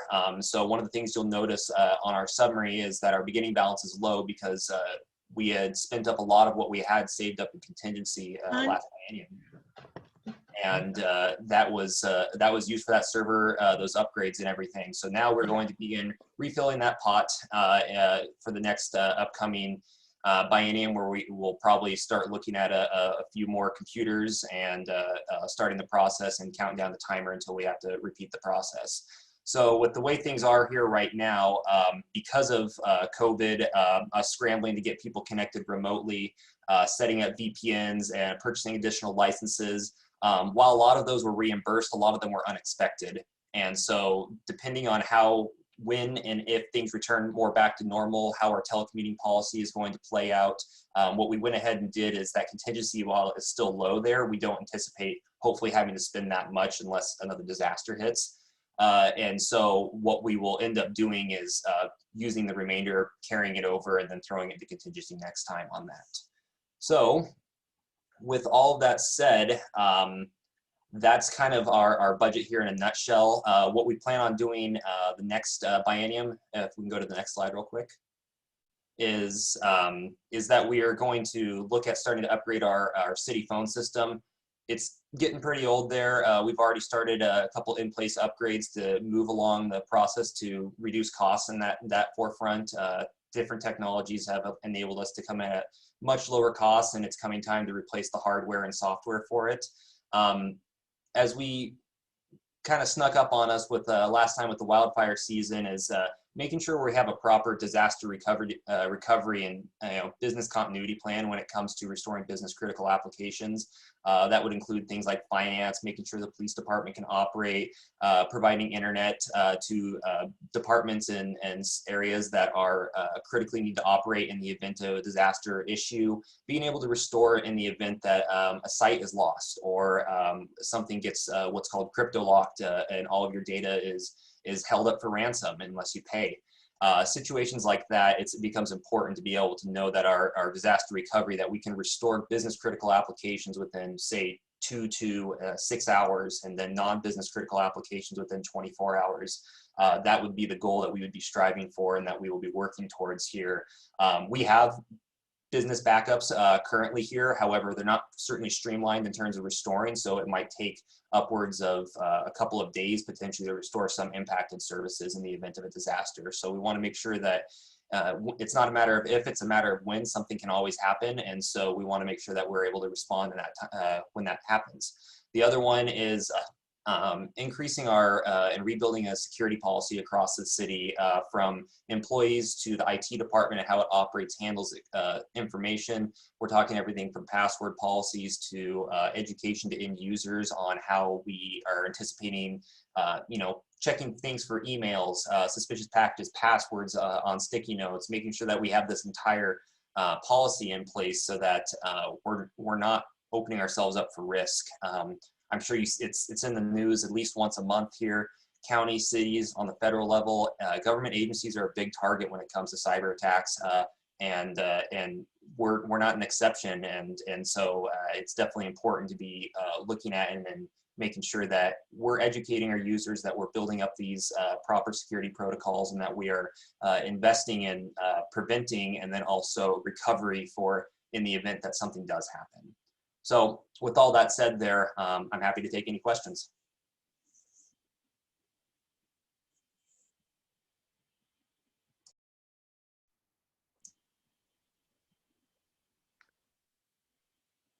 Chair, I think you're muted. Me. Okay, Jeremy, you're going to ask your question, but what I want to propose is that after this question on the IT, that we allow all the funds, I'm sure you all have a piece of paper by you or whatever, write down your questions on each of the next. I want to get through all of the budgets that are on this budget. We have about an hour and a half left. I'd like all the presentations, and if you have any questions on any of the budgets, since we don't have public participation right now, if you're a member of the committee and you've got a question, get those questions into Tyler between now and next Monday. Give staff time to answer them. He'll send out, Jeff or him will send out an email to us with the answers to those budgetary questions. And we'll have another bite at it on the 10th. But by then I want to be only having the urban renewal budget. Get through all of these tonight and submit your questions. If we have time at the end and they've all been presented, we can do some of the questions then. But I'll take Jeremy's question on IT and then we'll move on to the next budgetary presentation. Yeah, Jeremy. Thank you, Greg. One of the things I want to make sure we had in the IT, obviously that's my background, was the cyber insurance, which I know it comes with your insurance portfolio probably, but as we do at my location, as another government agency, as well as a lot of the school districts and other people add on additional cybersecurity because of the risk that we are as government soft targets. I didn't see that in there and would love to consider that, as most riders that come with it are pooling with other agencies. And if those other agencies use all that money, you're just out of luck if you're last in line, as we've been working with insurance companies on that. And 2 examples here, just read the Oregon Live last week. There's a school district, Centennial School District, just got hit really hard. Can't say much more on that at this point. And we know Tillamook County got hit really hard with that. And so if you don't have enough in that cyber insurance piece, other people, other government agencies are taking out a separate, Stan would know what I'm talking about, but a separate item specifically Layer. for that. So. And it's super expensive right now. The cyber market's out of control, Jeremy. I get that. I get that. I know it just went up, but because of when you put in some of the practices Greg was saying, that helps with lowering that. The reason why it's gone up is because government agencies have been hit so stinking hard.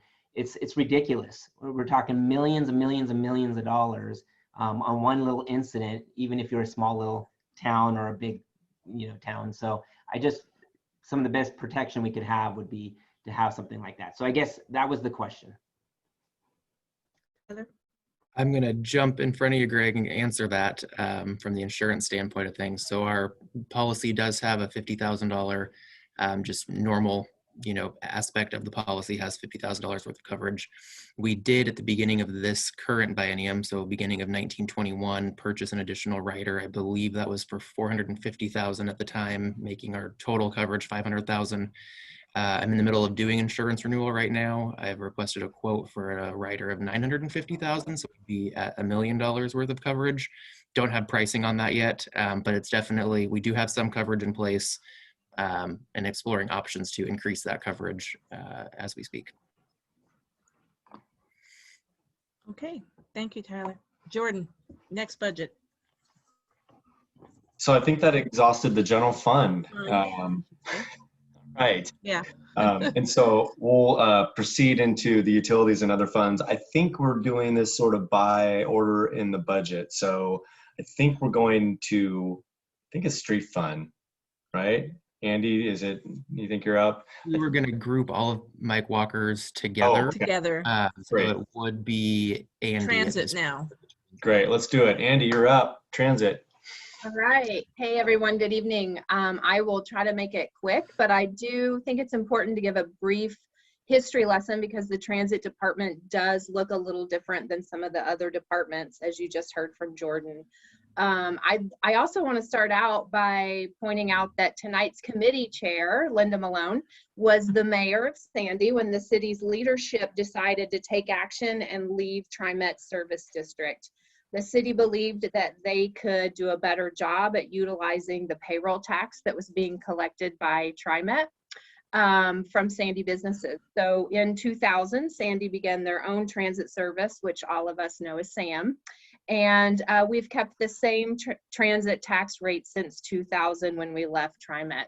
But we've collected it at the city, by the city, and my department does collect that tax.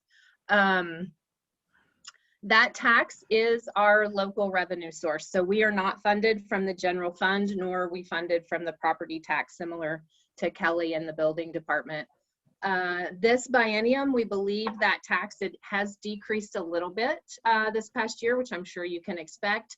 So it should cover what we believe is approximately 19% of this biennium's budget. The bulk of the remaining revenue is generated from state and federal funds. My percentages don't reflect exactly this because of Tyler's groupings, and I just pulled the transit tax out of that fines, fees, and assessments.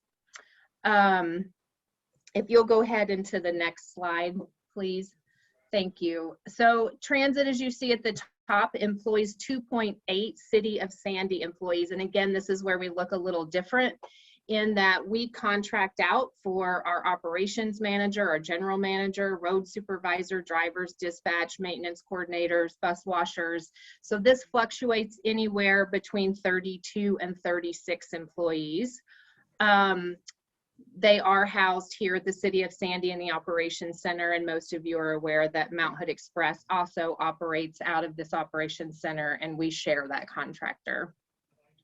So just to go over a couple of our accomplishments, we constructed 2 bus barns. We renovated a bus wash. We procured 7 new vehicles. We were very, very busy this biennium. We completed a transit master plan, which was adopted by the City Council. House Bill 2017 was passed.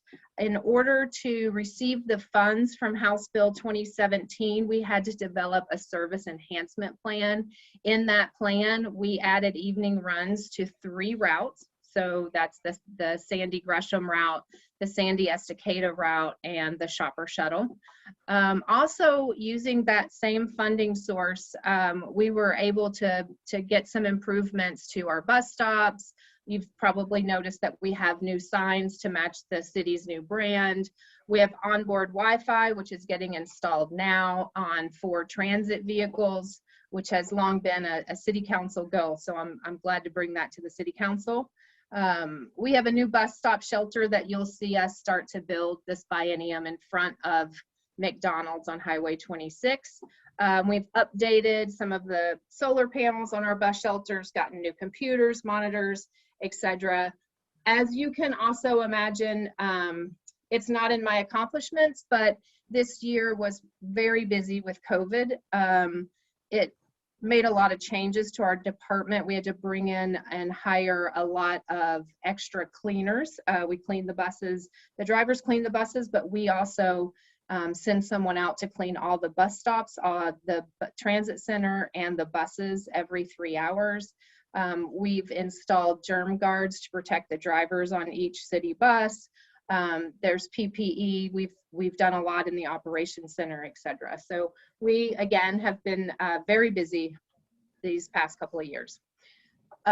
For 21 and 23, we hope to slow down a little bit in our construction and our capital projects. We still need to procure 3 vehicles, 1 large heavy duty, 1 smaller cutaway, and 1 that's a 4-wheel drive service vehicle. Again, we will be looking at internal processes and improvements. We do plan to improve on the technology that we've put on the buses the past several years, our tablets, the Double Map app, which tells passengers where the bus is and when it will arrive in real time. We also plan to add some technology to our dial-a-ride service to help we currently manually schedule with dispatchers. That will be computer aided and has an embedded mapping system. We're signing that contract right now, actually, and moving towards more improvements in the dial-a-ride. We also will be implementing, hopefully looking at how we can fund and put in place the new route that is in our new transit master plan that is to the Clackamas Town Center. Hopefully in the next 2 years, we'll have a launch date and a way to fund that route. And then also we will be looking at in-town route improvements that are mentioned in that new transit master plan. And I guess I'm not taking questions tonight. Well, you're going to probably get some sent to you, but I wanted to thank you. Sam is one of my proudest. It was the thing I got the best feedback from when I was mayor. I loved getting those postcards and letters from people who were, it was a life-changing experience to finally have decent transit in town. And every time I see one of the buses, we have the prettiest buses in the Portland metro area. And thank you for all you do to help enhance it. And I love seeing all the bus system. And we'll probably get some questions. If you have them, write them down, send them on into Tyler, and we'll get them answered, and the question and the answer out to all the members of the budget committee. Is next up. So I think the pool, the Aquatic Recreation Center Fund is next. Oh, okay, next. So Mike is going to be the dessert. Go ahead. Yeah, wastewater as dessert. Yeah. So let's talk about pool water first. Okay. So I'll go through this. We've had some questions already from budget committee members. We received a lot of written testimony about the pool and heard a few tonight, public comments about the pool and reopening the pool. So the current budget shows, status quo with keeping water in the pool. The pool is currently closed until a plan is developed for the future of the community campus and also for aquatics in Sandy. The council is currently forming that pool exploratory task force, and we have a lot of great applications that have come in for folks serving on that task force. So we're excited to support that work. The city council has a committee, a council subcommittee that is working on the community campus and all the different facets of that work and project that includes aquatics, but also the campus as a whole. This, I should say, this fund covers the expenses for the campus as a whole. So that's why the FTE is 0.25 and includes a small portion of the community services director for oversight and what was Tanya's expertise in operating and managing a pool, but also a small portion of parks maintenance workers that kind of keep the grounds, cleaned and, make sure the pool does have power going to it. And really the other expenses are just maintenance and utilities. The direction with closing the pool is to keep water in the pool and keep it minimally heated so that we can maintain the integrity of the actual pool itself. It doesn't include a lot of extra, budget for any major repairs or anything like that. We would need to approach the council if something, catastrophic happened with any of the pool systems. So that is really the pool in a nutshell, and the aquatic, like I said, it's the aquatic center plus the community campus, since we're not doing a whole lot of operating any programs or any other programs in any of the other buildings besides Sandy Net being a portion of what we call the bunker building back there. There's not a lot of costs associated with the campus besides that FTE, that small portion of FTE. I know there'll probably be a lot of questions about the pool that you can, we're happy to answer if you submit, and kind of the detail of the costs on this, kind of the history of costs. We did operate it for, I think the pool is open for almost a year, 10 or 11 months between 2019 and May 2020, close into May of 2019. So we have some data on operating the pool and what that costs, and that's kind of reflected in the Biennium 17-19 actuals for that time period that we were open.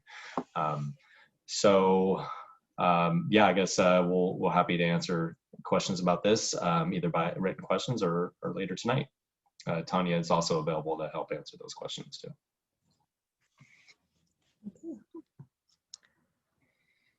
Next.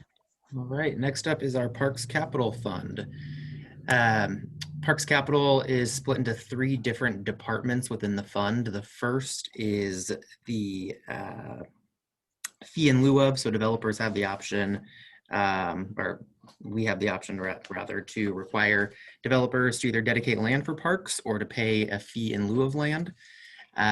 So this budget reflects about $1.4 million in total resources for our fee in lieu of land component. We also have an operating department.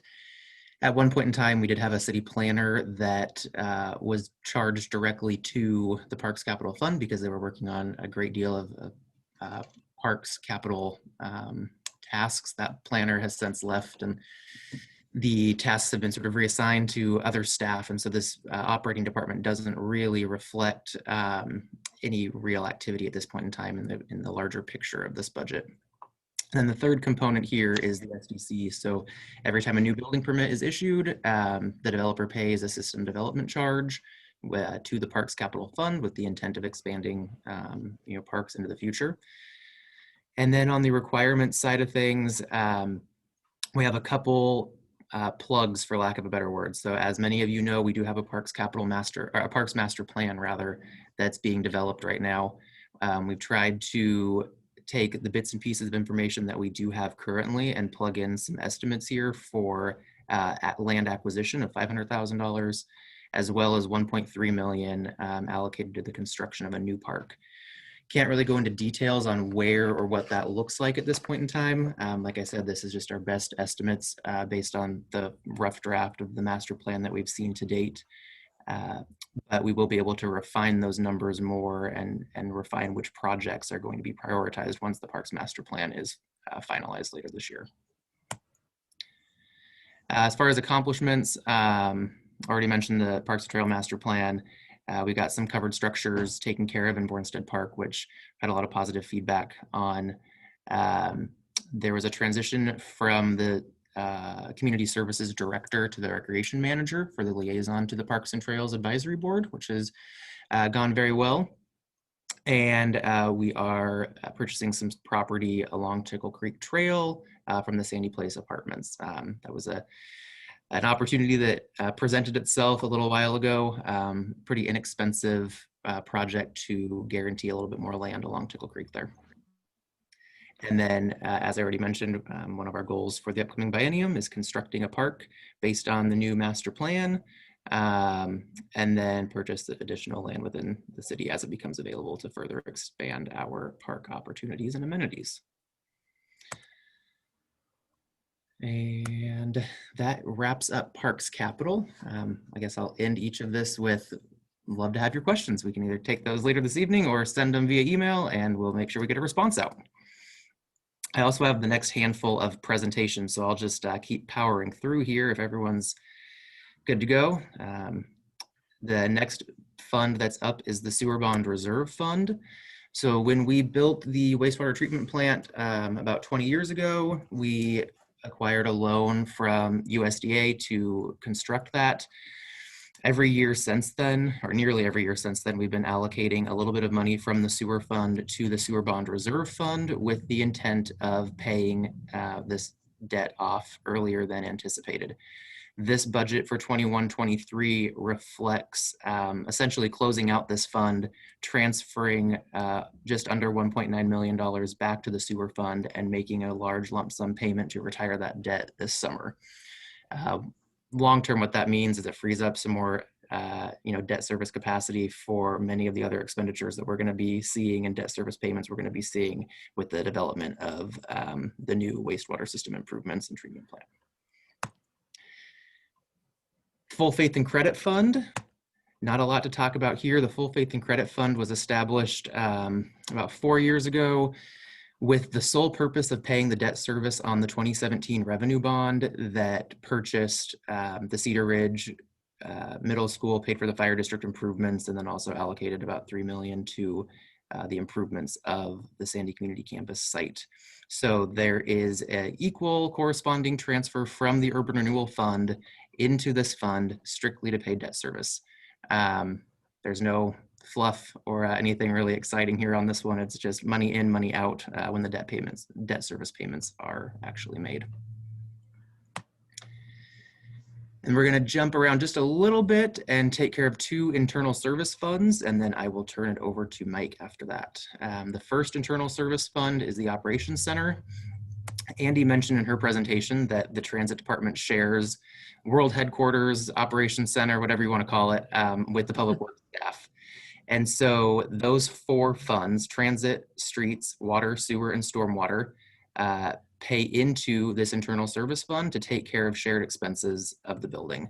Instead of allocating out half of the water bill to the transit department and the other half to public works funds, the water bill is just paid for out of this internal service fund. Very, little to talk about here. Like I said, it takes care of all of sort of the general materials and services. So they're not allocating copy paper to individual departments. There's a copier that they all share.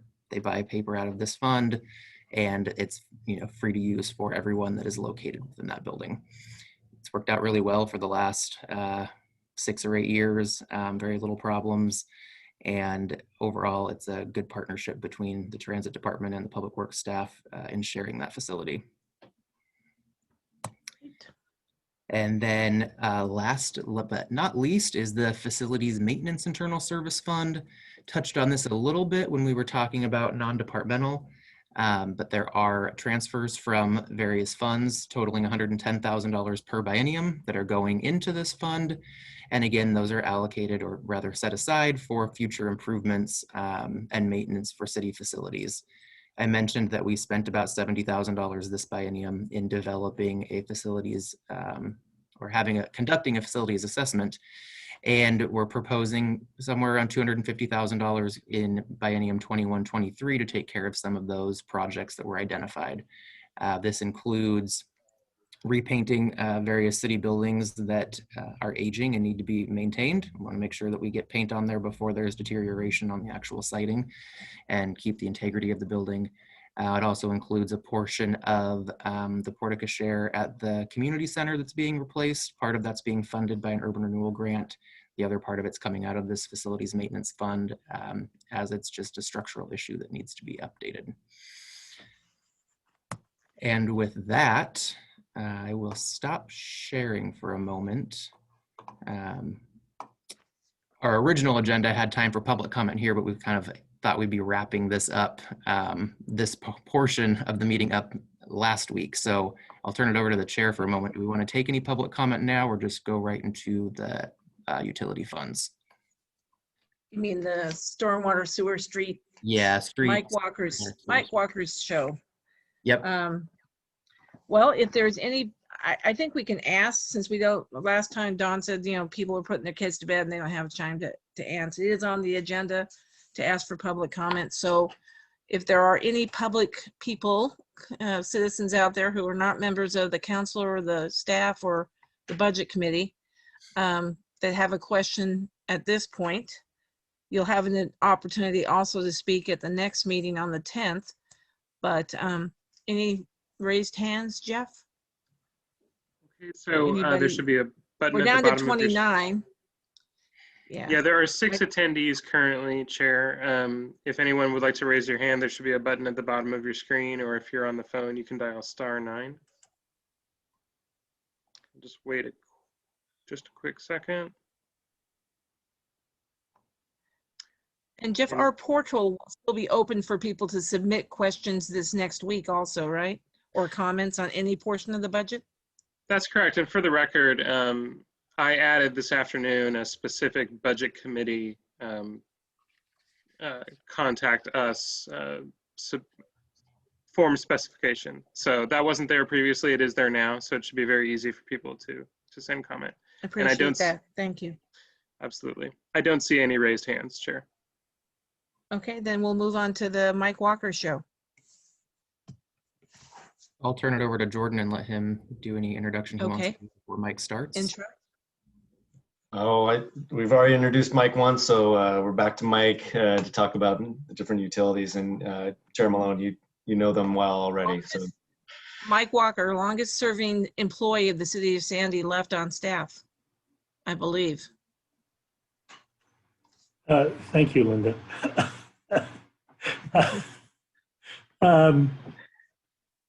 Most experienced. Here's my slide. Okay. Street Fund operates and maintains the city's transportation system. As Kelly pointed out, we're contributing to the TSP update.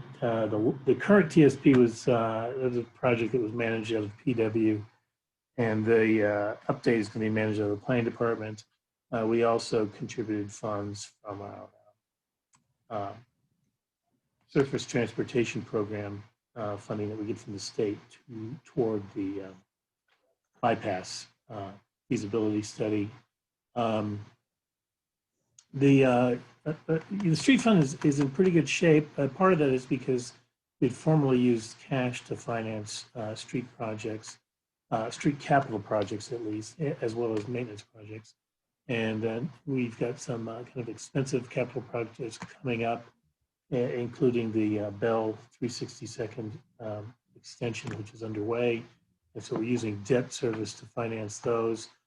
There's been a change in the statewide gas tax. They phased in the next 6-cent state per gallon increase starting in 2017, and it will be fully phased in by 2023. So we're using some of that revenue. I think this year, or maybe it was last year, it's going to be about $178,000 a year.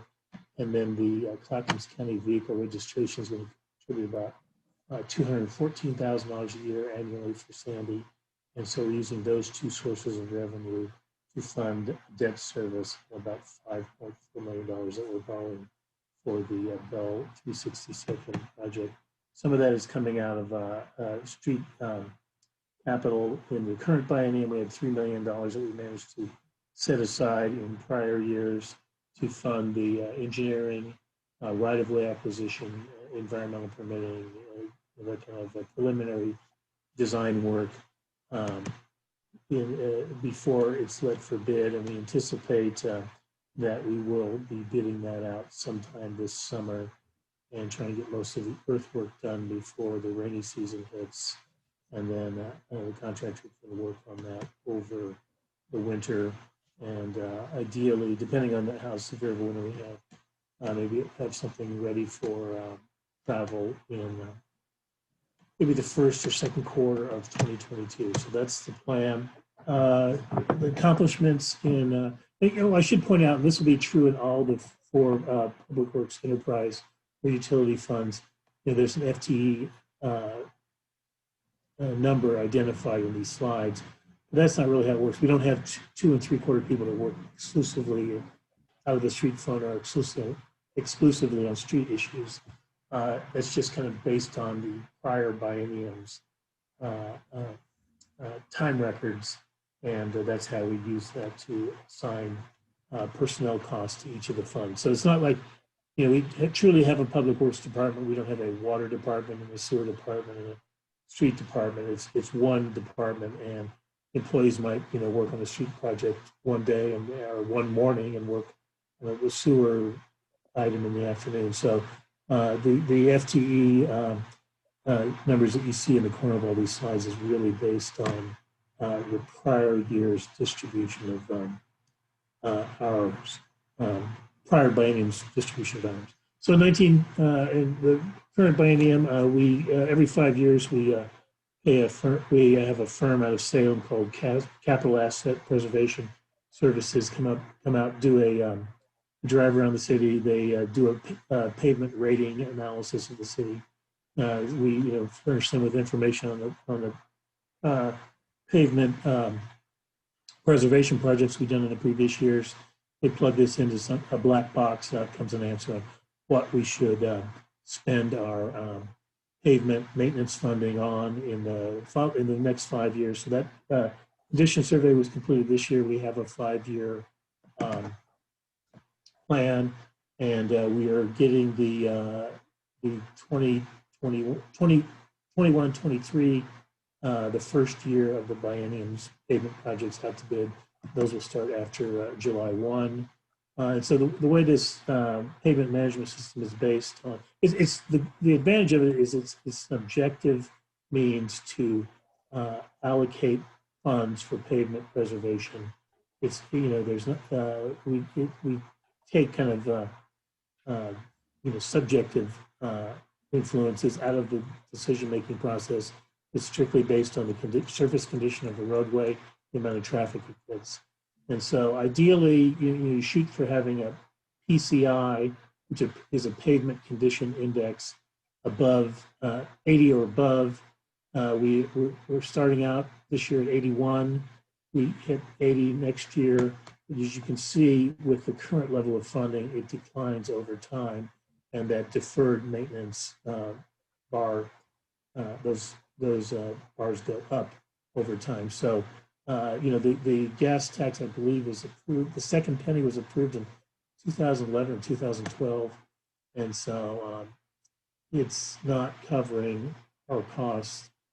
We're not keeping up with the deterioration of the pavement surfaces in the city, and so there's a couple of scenarios we could look at. We could look at allocating more of the money we get from the state gas tax to pavement preservation, or we could look at an additional, increasing an additional local fuel tax.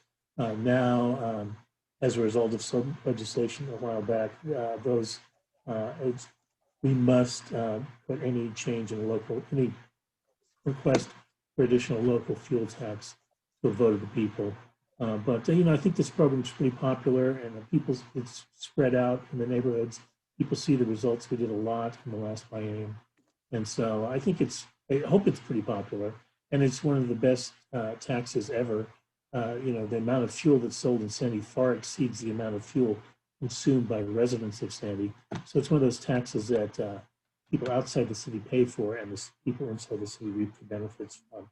So, so either whether it's additional, whether we can shift the funding that we get from state gas tax around, or whether, the council, it's a policy decision for the council if they decide they want to pursue additional funding for the pavement management program. Those are two sources. But as you can see, we do have an issue. We're just not keeping up with the deterioration of the pavement. And I think we're going to have a workshop later on in June. We're going to talk about transportation items in general and the new 5-year program in particular. And we've got several scenarios in there council can look at, maintain the current condition, which is what this is, $250,000 a year from the local fuel tax. And then there's another one where we, I think there's a $500,000 a year and a unconstrained scenario. So we can look at those scenarios and, we'll give the council a little clearer picture, and they'll be in a better position to provide some policy direction on that. So if you look at the previous slide,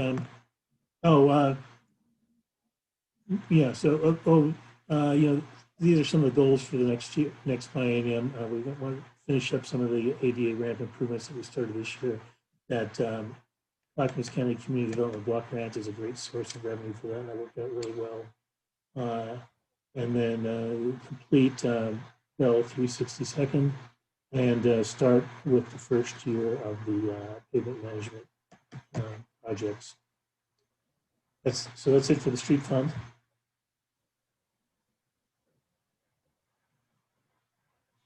And the water fund is pretty eponymous. We manage, operate, and maintain the water system out of this fund. We have, we did have, I think, 6 or 8% increase in water rates last year. We have another one scheduled for this year. I think there's an 8% rate increase built into this, or into this upcoming biennium's budget. We have some loan proceeds. That's for some equipment. This will be in the 3 wet utility funds: water, sewer, and storm. We're purchasing another. We're replacing our newest dump truck is a 1996. Our oldest dump truck was a 1989 dump truck. We're replacing it with a new truck, and this will be a lease purchase. And we're leasing a new sewer cleaner vacuum jetter machine as well, and that's coming out of the water, sewer, and the water, sewer, and storm funds. So that's what the loan proceeds are for. Again, I guess I think the next slide has the FTE thing. Again, that's like I explained in the street fund. We don't have people dedicated solely to water. That's just how the hours worked last year. One of the accomplishments in this current biennium was we converted almost all 4,000 customer water meters to smart technology that provides on-demand readings. This has been very helpful with the utility billing staff. It's very handy to be able to just look it up online, not have to roll the truck out and have somebody go look at it and back with an answer to the question about what the current reading is. The utilities customer service staff can look it up right from their desk. And part of the cost of this will be recovered. We paid cash out of the water fund for this project, but we expect to have about $132,000 in annual increased rate revenue and savings. We eliminate our meter reading contract, and then we assume that with the newer and more accurate meters, well, the audit that was performed by the contractor, the engineering contractor that designed the program, conservatively estimated $100,000 in increased annual revenue from more accurate meter readings. And we really don't have enough history. I think we maybe have a dozen or 2 meters that still need to be changed out. But once we get up to 100%, we'll track that and get an idea if that increased revenue materializes. And for the following biennium, we want to complete the water master plan upgrade. The council is going to have a workshop at their May 17th meeting to go over kind of the preliminary results on what the options are for water that we currently purchase from Portland Water Bureau. And we're going to do some updating of the controls and the instrumentation at our existing water treatment plant on Alder Creek. Mike, that that's, smart technology also catches leaks faster, doesn't it? it does. That's the thing. Most cities that convert to this, they have staff that go out and read water meters, and so they, kind of like, well, who keeps track of this? It's, we could probably get 70 messages a day on, various issues with meters in the city, and so it's a big burden. And so the rationale for that is, well, gee, you're laying off your meter readers. They can manage this system now. Well, we never had meter readers because we used a contractor to perform that service. So we do kind of have to. So we are purchasing a customer portal that will allow customers to get access to this data, and they can choose when they want to be notified and what thresholds they need to be notified at. So that will take some of the burden off the staff for reviewing these things and allow customers control over that data. That'd be great. I'll add, just because I hear many of these conversations at the front desk, that Jamie has helped quite a few customers identify leaks just in the last few months. She's able to go in there and see that your consumption is steady 2 cubic feet every hour. You're not running your faucet all the time that you're aware of. So we've been able to help some people out that didn't even have an idea that they had a leak until now. Yeah, that's been very helpful, especially with the warm, dry April. We had a lot of people turn on their irrigation system. They called up and they got their April utility bill and said, what gives? I've never used that much in April, but we're able to, go look at it in near real time and say, oh, well, it looks like you're running your irrigation system because there's a consistent amount of usage at the same time every day. And we go, oh, that's right, I turned on my irrigation system. So it just saves a lot of staff time, and we weren't able to really quantify those costs in the project savings, but we are kind of anecdotally realizing those savings as well. Great. Sewer. Yeah, sewer fund is kind of the elephant in the room now. We have some very large capital projects on the horizon, and we have some that are just getting underway. We just sent out 692 notices on Friday. I really want to thank Marisol and Maureen for helping get those out the door to everybody in Basin 8, which is, we're focusing on some of our pipe rehabilitation, both on private property and the public right of way. And we're replacing, relining about 45,000 feet of mainline and lateral piping. We're replacing about 360 private sewer laterals. And this Basin 8 is the one that was identified during the sewer facilities plan as the basin with the highest ratio of dry weather to wet weather flow. So we think we'll, hopefully that'll be done by October 31st. We'll be able to compare the before and after over the winter to see what the reduction in peak flow was, and hopefully we'll be successful. We're also starting work on Basin 2, which is kind of west of Highway 211 and south of Highway 26. So the accomplishments, so we started the flow monitoring system in the collection system. We have a new staff position that was created in the sewer fund. Partially, 62% of it is funded out of the sewer fund to help with fat, oil, and grease reduction in the collection system and at the treatment plant. And that's primarily just enforcing our existing regulations for grease traps at food service establishments, making sure that people keep up with keeping those cleaned out and trying to get that stuff out of the collection system and out of the treatment system as well. And then this person is also responsible for monitoring the wet and dry weather flows in the collection system to see how the I&I reduction program is working. We updated the STC charges as well as the sewer rates. We're finishing up the detailed discharge alternatives analysis for a proposed Sandy River discharge. The improvements at the existing wastewater treatment plant, the 90% design on the first 2 GMP packages is almost complete, and we should get our first GMP guaranteed maximum price from the contractor on the first design package by the end of this month. And this also mentions the INI reduction in basins 2 and 8. And just as a maintenance thing, we're going to have city staff. We try and clean about 10,000 feet of sewer lines every year. And we're going to try and do some more smoke testing with city staff in basins 6 and 8, or 5 and 6 and 7 next year. This is what we did in the current year. Next slide. So these are the goals. I'm sorry. We want to conduct smoke testing in basins 1, 3, 6, 7, and 10. And then we are looking at we're getting a price from our current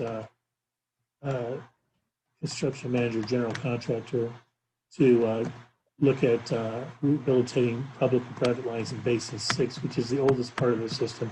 This is everything north of the highway and east of Bluff Road. So we should get a price for that as well in the next biennium. And based on that price, we can decide to go forward with that work as well.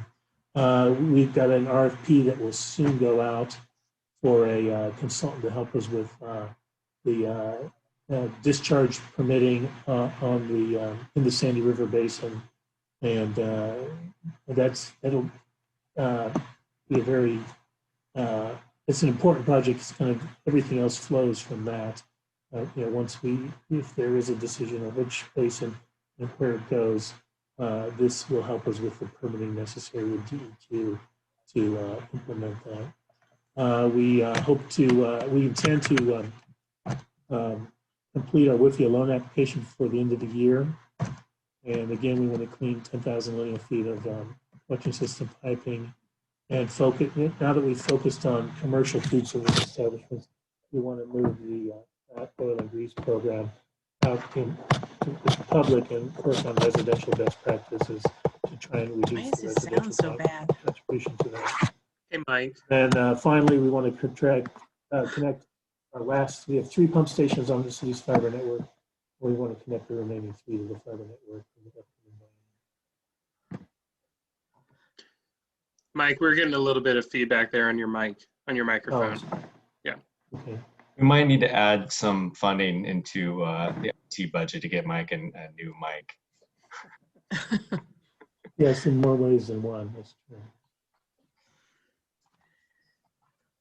Stormwater fund. Wow, this is going fast.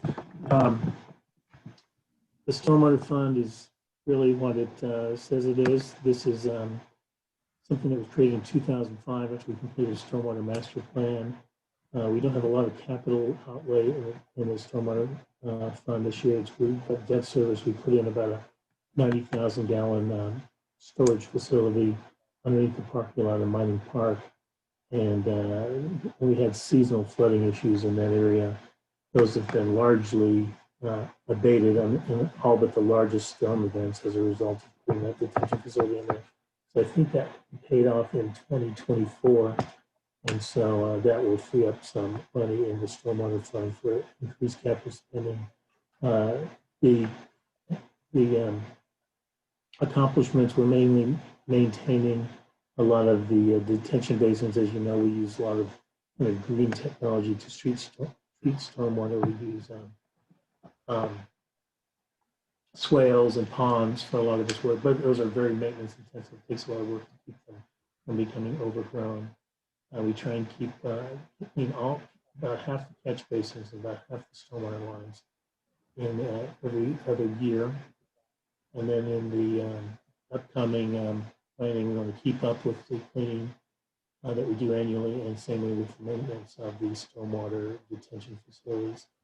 I should point out that the upcoming budget is predicated on a 25 cents per month increase in the per equivalent residential unit. So right now it's $3.25 per single family dwelling or equivalent.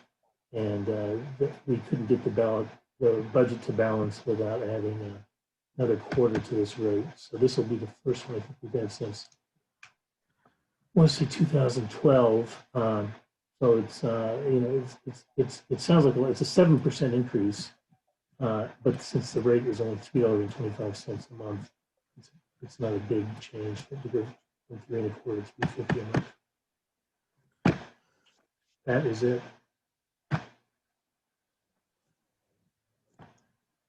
Okay. On to Sandy Net. Yes. All right, and I'm back, and my mic works this time. So I'll start out here. SandyNet consists of currently 6 full-time employees, with the addition of another full-time employee that will be coming on the middle of this next biennium here. So 2022 is when we anticipate to bring on a 7th full-time employee.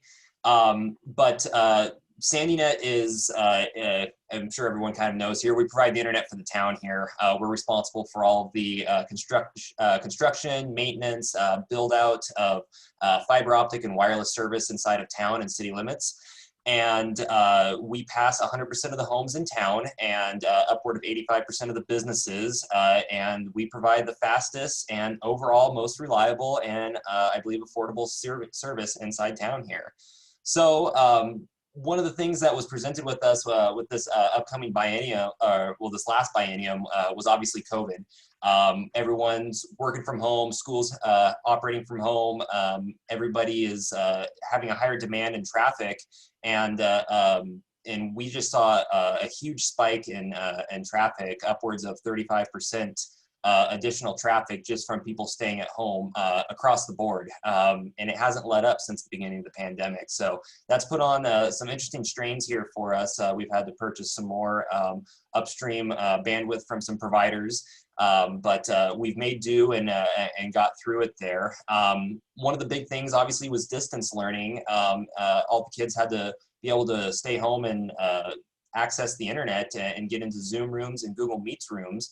And there's a lot of people that didn't have adequate access to internet. So the school district did hand out hotspots, but we also tried to scramble to provide hotspots around town for those that couldn't be within cell phone range within the Oregon Trail School District. And so we partnered and worked with Oregon Trail and also Clackamas County and deployed a bunch of hotspots. One up in Government Camp, Hoodland Library, Sandy Cinema.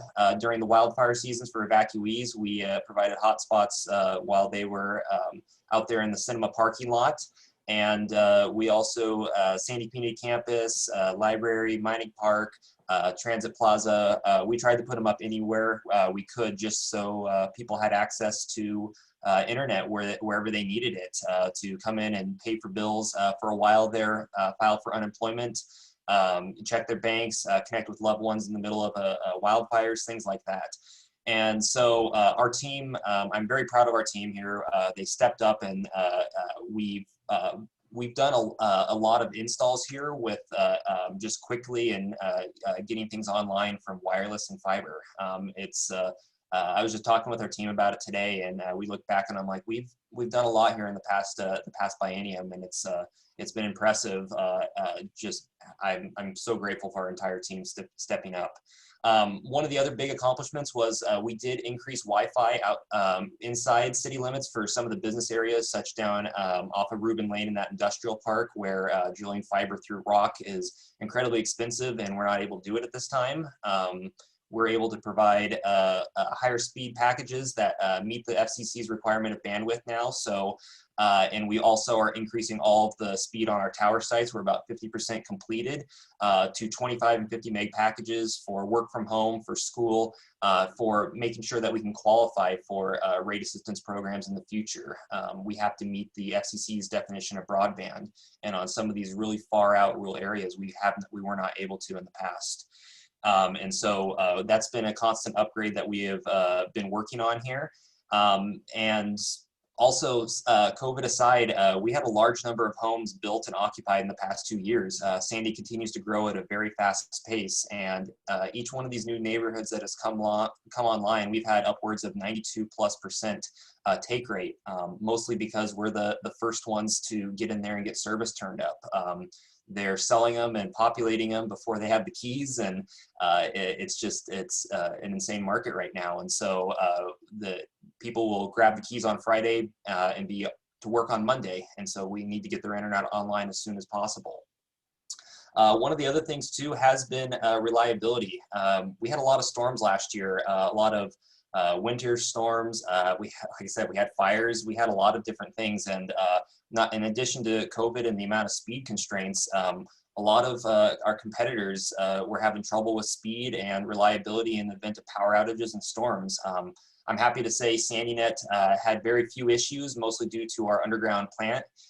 No trees. One tree took out entire pedestal and smashed a car next to it, but other than that, it was just minor fixes from ice breaking fiber on the sides of homes, and it was a pretty easy repair there.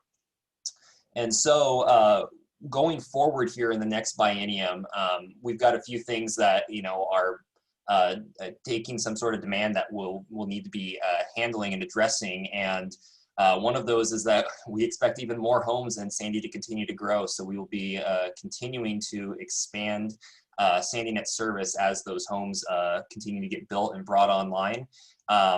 We're also expecting to increase our deployment to MDUs. We have a lot of the large complexes already with SandyNet service that have been here for the past 3 or 4 years, and we've continued to add. We just added one last week for 33 new customers. And we're going to continue to focus and try to get those MDUs or multiple dwelling units online with SandyNet that haven't had it before.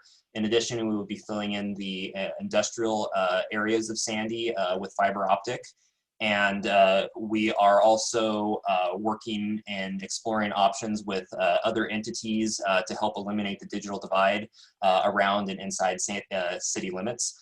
And in order to move forward with making the SandyNet self-sustaining, one of council's goals, that is one of council's goals here. And so one step that we've already moved towards that progress since its implementation just in January has been to reduce the general fund contribution to SandyNet by $100,000, leaving 60 there. And that 60 is there for a reason, and it's to cover the cost of connecting those 6 facilities that use the fiber optic network to get back to City Hall there. So that would include the Operations Center, Police Department, Community Center, Sandy Community Campus and Pool, Hoodland Library, and Sandy Library. And those cover the cost for the 2 years for dark fiber connection and IP transit. To be able to do that. Just for comparison, upwards of 1 gig connection now for dark fiber from Comcast would be roughly $700 to $1,200 depending on where you're at. And if you times that by 6 buildings over 24 months, it easily comes out to over $100,000. So we're definitely coming in lower than what the market would be in cases like that. Yeah. One last highlight I'd like to make, and thank you, Tyler, for moving to that slide there, is going to be supply chain disruption. With a lot of the storms, especially in the Midwest, Texas area, it threw supply chains out of whack. Lead times of fiber sometimes are upwards of 52 weeks. Other items are half a year. Some of them are months out and being shipped as soon as they're being manufactured. There's no inventory across the board when it comes to telecommunications right now. A lot of it is, like I said, due to disruptions, but also the RDOF program, and there's a lot of grants. The first round before the one that's upcoming here has a lot of providers planning and already starting to build out these areas. And so they're demanding a lot of equipment. And so we've expected and already seen having constraints on inventory and getting it in a timely manner there. The other one is obviously labor shortage. Our team works very hard here, and we tend to level our capacity rather than chase it here. So what we will do is we don't advertise really because we just don't have we couldn't handle the influx and high demand, despite the constant stream of people wanting to switch to SandyNet. That's still occurring. And also we are coming up on over 5 years with the fiber optic network inside city limits. Some of these modems inside the homes are starting to age and will need to be replaced here. That is planned for, and we are already beginning to phase some of those out, but we'll be phasing out a large number of them here on a schedule in the next 2 years. And so that's already planned for inside that budget. And the last one is, I do have to mention grant opportunities. I'm sure a lot of you have all heard that there are a lot of broadband grant opportunities coming down the pipe. And we want to explore these opportunities and see what we can do. The one thing I will mention though about these is that a lot of them qualify for rural broadband. So with that said, rural broadband wouldn't qualify for inside city limits there. So that's just one thing to note about that. And finally, I just wanted to wrap up that over the past 10 years, I've worked for SandyNet here. I feel like we've kind of driven to always stay in tune with the community and respond to their needs.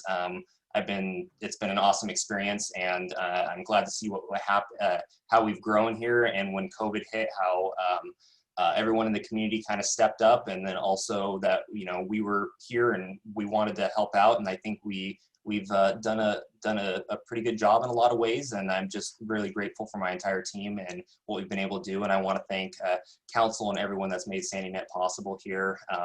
I know I haven't been here forever, but it has been an awesome experience. So with that, that's SandyNet's budget in a nutshell there. And I know we probably don't have, I don't know about questions or anything like that, but if there is time and you would like to, I am available. Well, I'm sorry, Greg, can you go back to your actual budget sheet? Because there was just like a bunch of big, huge deficits and things like that that didn't ever really get explained in the narrative. So if you could just kind of take us through the numbers a little bit as to what those represent on that page. Exactly, thanks. So which ones are you looking at? For the capital there? I mean, I'm looking at the, the big, huge 1.7 million, $2.8 million deficits. I don't quite understand, just where is the 3 million, 6 and the $4 million on the fines and assessments? Is that what we're collecting in fees? Or I'm just kind of confused. If you could explain some of those numbers for us all. I'm sure I'm not the only one unclear about the budget here. Yeah, and I might ask on Tyler for a little bit of assistance on here, but obviously all the revenue is going to be coming in here underneath the resources, and it's the beginning balance of the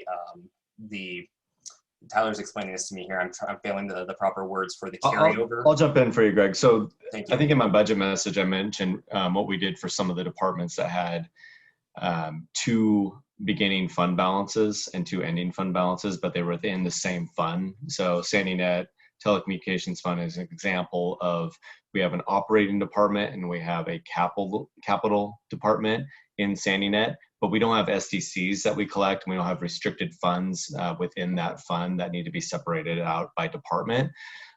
So we collapsed the beginning balance into just one beginning balance to really get away from the exact question, one of your questions that you had with these negative numbers. I had the same questions. I was like, why are we showing a negative beginning balance of $2.9 million in the last biennium when they actually had, they had a balanced budget? And it actually makes our auditors confused about that process too. So we just collapsed it, and that's why the beginning balance is now just $125,000, because that reflects the entire fund. The fines, fees, and assessments, that's where the SandyNet charges are. That's the rates. That's what people pay on a monthly basis, and that's what they're collecting for residential, business, all their different customers. Other highlights, Greg can jump in, but we have connection charges that will appear in that line too. I'm not sure what the 50,000 is. I can't remember, Greg, in the capital fund. Installation charges. That's the installation charges. Okay, thank you.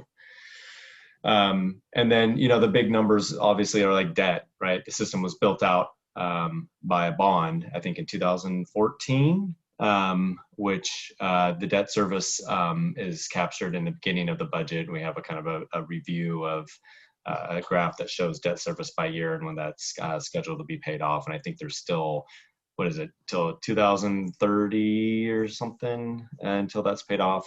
And then the SandyNet also has some interfund loans too that were put in place a couple years ago to expand on the capital needs. was more popular than what was originally intended, or what originally thought, not intended. Intended, yes. Believed it would take longer to get to this point. I believe it's 2035 is when the 20-year bond will be done.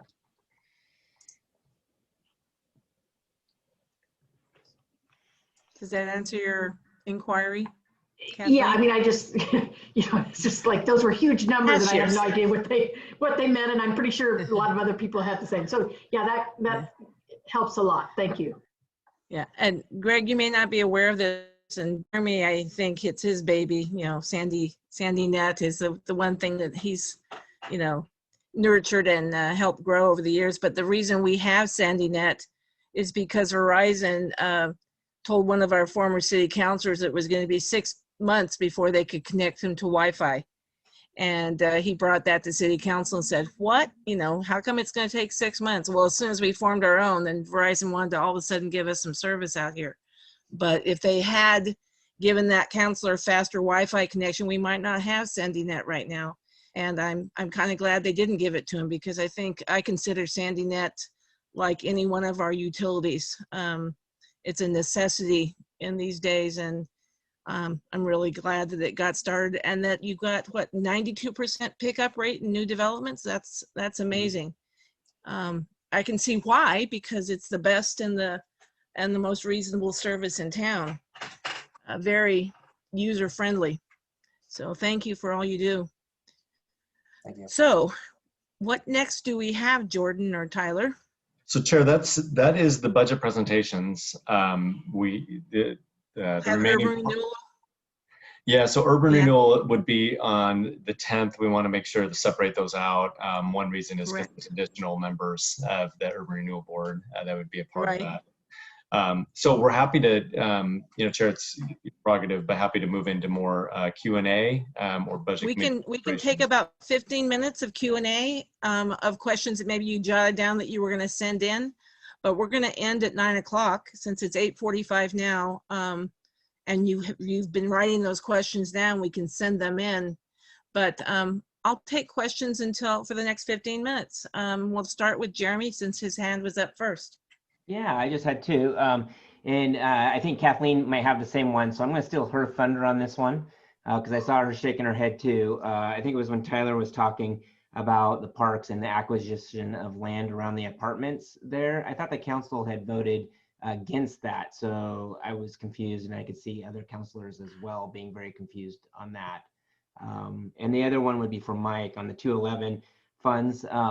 That we got from ODOT. We need to build and spend that for doing any ADA improvements or anything. And was that in the budget for these 2 years? I'd like to see that happen sooner than later as cost of materials go up. And maybe I missed that in your presentation, but those are my two questions I had. Great question. So I think what was referenced was the property that was associated with the Sandy Heights development. So at the time there was that fee in lieu conversation, and part of the fee in lieu was offset by, this was in 2019. I think it was when they brought it to us as part of sort of something that was left over with that development. That portion at the, where Bluff meets DeBarco, there on Tickle Creek, was a part of that whole parcel that got subdivided by the road. And so they gave us basically that remnant in exchange for deduction in the fee in lieu. I think that's what was being referenced in that presentation. Okay, if that was, I apologize. I was thinking it was the recent apartments down there off of Rubin and DeBarco. So that would be where I was thinking that was that, but thanks. And then the other question was from Mike on the 211. Yeah, the contribution that ODOT gave us for the jurisdiction transfer was not solely for the ADA improvements. It was, they take what their annual maintenance expense is for that section of the road and then multiply that by 10. So they gave us 10 years of what they spend on maintenance for that stretch of Highway 211. The ADA improvements, I think there's nine ramps at 4 intersections. Those have to be complete by 2027. and they're going to be a lot less than $500,000. So we'll probably program them in when we have another contract, either with the, like we did in the southeast quadrant of the city this year. If we get another block grant, next time we do a ADA ramp project, we'll just fold those into there, or a couple was in there over the years. But we have, plenty of time to complete those before we're on the same calendar as ODOT is to complete their improvements. I guess my concern is just the cost of materials going up, like we've seen with the other sidewalks. So I hate to punt it too far down the road. Save some. Yeah, just for some perspective, we replaced 31 ramps for about $217,000. About 168 of that was from the block grant. ODOT is replacing 61 ramps on Highway 26, and their project, I think, is $3.4 million. So, it's just it's a kind of a scale thing, and they manage their projects differently than we do. Jan, I think your hand went up next. Okay, I just have two little questions. One is for Tyler in regard to the money that we've spent with staff and so forth during COVID for Sandy Net. Wouldn't some of those costs be able to be provided from the ARPA fund? And then a question for Mike about whether charging stations downtown are included in his budget. A great question. Committee member, almost used the wrong title there, sorry. Committee member Lee. We need to do some additional research on the ARPA funding. I haven't seen clear direction yet on the retroactive use of those funds for broadband infrastructure. So we'll definitely be monitoring that to make sure that if it is eligible, potentially utilizing that as a reimbursement to the Sandy Net Department or Telecommunications Fund. One of those, it's a good example of why we are waiting before we appropriate any of that money, because we want to make sure we have a full understanding of where we can use it and what it can be used on before we start, chipping away at that 2.3 million. Thank you. Have we been seeking direction in a faster, telling them you're going to send it to us in a month? Shouldn't we know how we can use it before we get it? So we got about 350,000 in CARES Act funding that started in, what was that, May of 2020. They were still changing the guidelines, up until 2 months or so ago. So the federal government's not swift acting with their legislation sometimes. Makes us, really need to dot our I's and cross our T's when we do start reimbursing ourselves or expending those funds. So the short answer to your question is no, I've not prompted or asked additional information, from the top, but I anticipate that I would not get a response if I did. We're not the only ones in a budgetary process right now. They have to know that all the jurisdictions they're sending money out to are in a budgetary process right now, and it would be good to know where those funds can be spent while we're in this. Yeah, we're expecting, the latest word is that the Treasury is going to provide more detailed guidance later this month.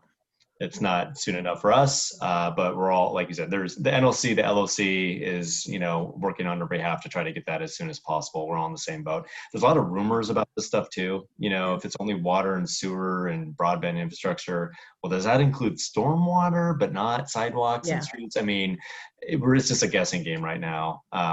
And all we have is the act language to go on. Yeah.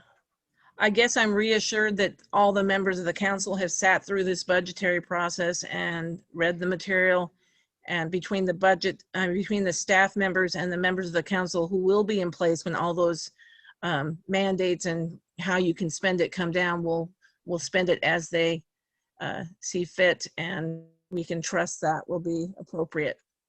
Who others hand? I saw another hand up. Dawn. So there was that quick question about charging stations. I don't think we have charging stations budgeted. We did install the new one at the community center.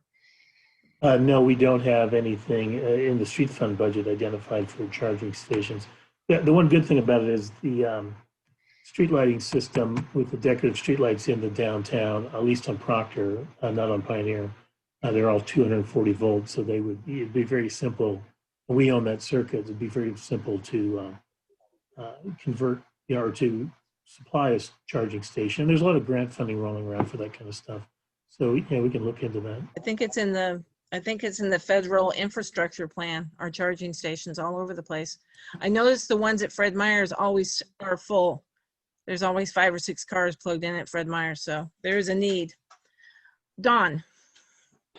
Hey, well, 2 points. First, to Mike's point, charging stations and charging technology is changing rapidly, and just because it's 240 volt doesn't mean anything in today's rapid charging environment. The amperage is out of this world, and where the new technology is going to this year and the next few years. My question was for Chair Malone. I appreciate the opportunity to submit questions and get my own answers, but what I feel like I'm completely missing in this process thus far is the discussion and the interaction to try to make points. And with one meeting scheduled on the 10th, I think that's our last scheduled budget committee meeting, and we have to go over the Urban Renewal Board. When are we going to have discussions that lead us to an actual budget that we can make a motion to approve? Once we've heard all the budgets, which means we'll hear the urban renewal next week, I'm assuming that the urban renewal budget will take less than 1/3 of our meeting. So we'll have 2 hours for discussion. Between now and then, if I see a nod of heads or a show of, thumbs up, between now and then, I would expect that every budget member will do what Jan suggested, which is come up with a list of items that you would like to see that $308,000 spent on within the budget, and you would submit those so that we can all get a copy of what everyone, and then that 2-hour discussion at the end of the next meeting prior to coming up with a recommendation to submit to council. Unless I see something different from Tyler or Jordan or a member of the committee, that's the time we have. We had to get through all the budgets before we can get into the discussion of how the final budget to be adopted. As a member of the council, you'll have this budgetary thing for deciding what to recommend to the council, but once it gets to the council, everything would be subject to change at that point, because the 7 members of council have the ability to accept or turn down what we recommend as a budget committee. So Don. Chair, I was going to just add that in addition to ideas for allocating the $308,000, you want to include time in the discussion too for any other budget changes that budget committee members might. Right. So they could also include that in their recommendation so that everyone has an idea of where we start from a discussion standpoint. I just don't want to, I can see we're going to have half a dozen people with their hands up to talk about discussion, and other people are going to just be left out. Whereas if we all send in our ideas on all the budgets. Don, go ahead. You're shaking your head. What do you think we should do? I disagree. So I feel like I was disadvantaged in some of my interests because we shut off discussion for certain sections of questions of topics today, and that we don't get an opportunity to hear the rationale and the thinking about some of those topics until after those suggestions may have already been formulated and submitted by committee members. So I move, if we're going to have discussion, that we have it tonight and we just keep going. But if we hold off to the end and people have already submitted those ideas, there's really not much discussion at that point, and we will have skipped a lot of the public part of this process. Well, staff will be available on March 10th. We can make sure that all the department heads are there to answer, follow up with any follow-up questions that the budget members. The challenge is if I send my comments, which I have up to the things we've already talked about, to staff, that's great. They go to staff and they come to me. If I send them to everybody else, we start to encroach in the Public Meetings Act, right? We have to have those conversations in the open. So we just need to make time to do that.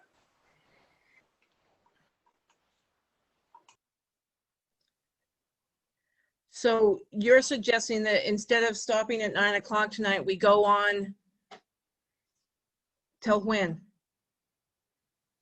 Indefinitely? Instead of starting fresh with discussion at 8 o'clock or 7 o'clock next Monday, you want to continue tonight when people So, are already, I guess, let me state it two ways. Either we continue on tonight and do all the discussion we need to do, or we avoid submitting proposals to staff until that following Monday. Because if we submit them, we're going to lock in ideas and thoughts that might otherwise be swayed. So maybe somebody has a real strong opinion on something, and it would sway my decision if we had that discussion. Or maybe my point will sway somebody else's. That's the important part of the discussion that I think we're missing.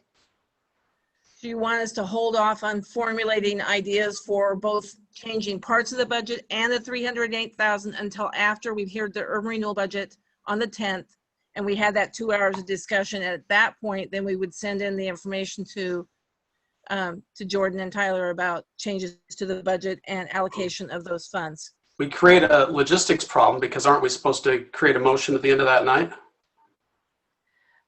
I think what we heard at the beginning of this, we're supposed to create a motion at the end of that night, but they did say that the time pressure, we could do a meeting to create a motion on the 24th and still have time to get that to council for adoption. Correct, Jordan? Or Tyler? We could.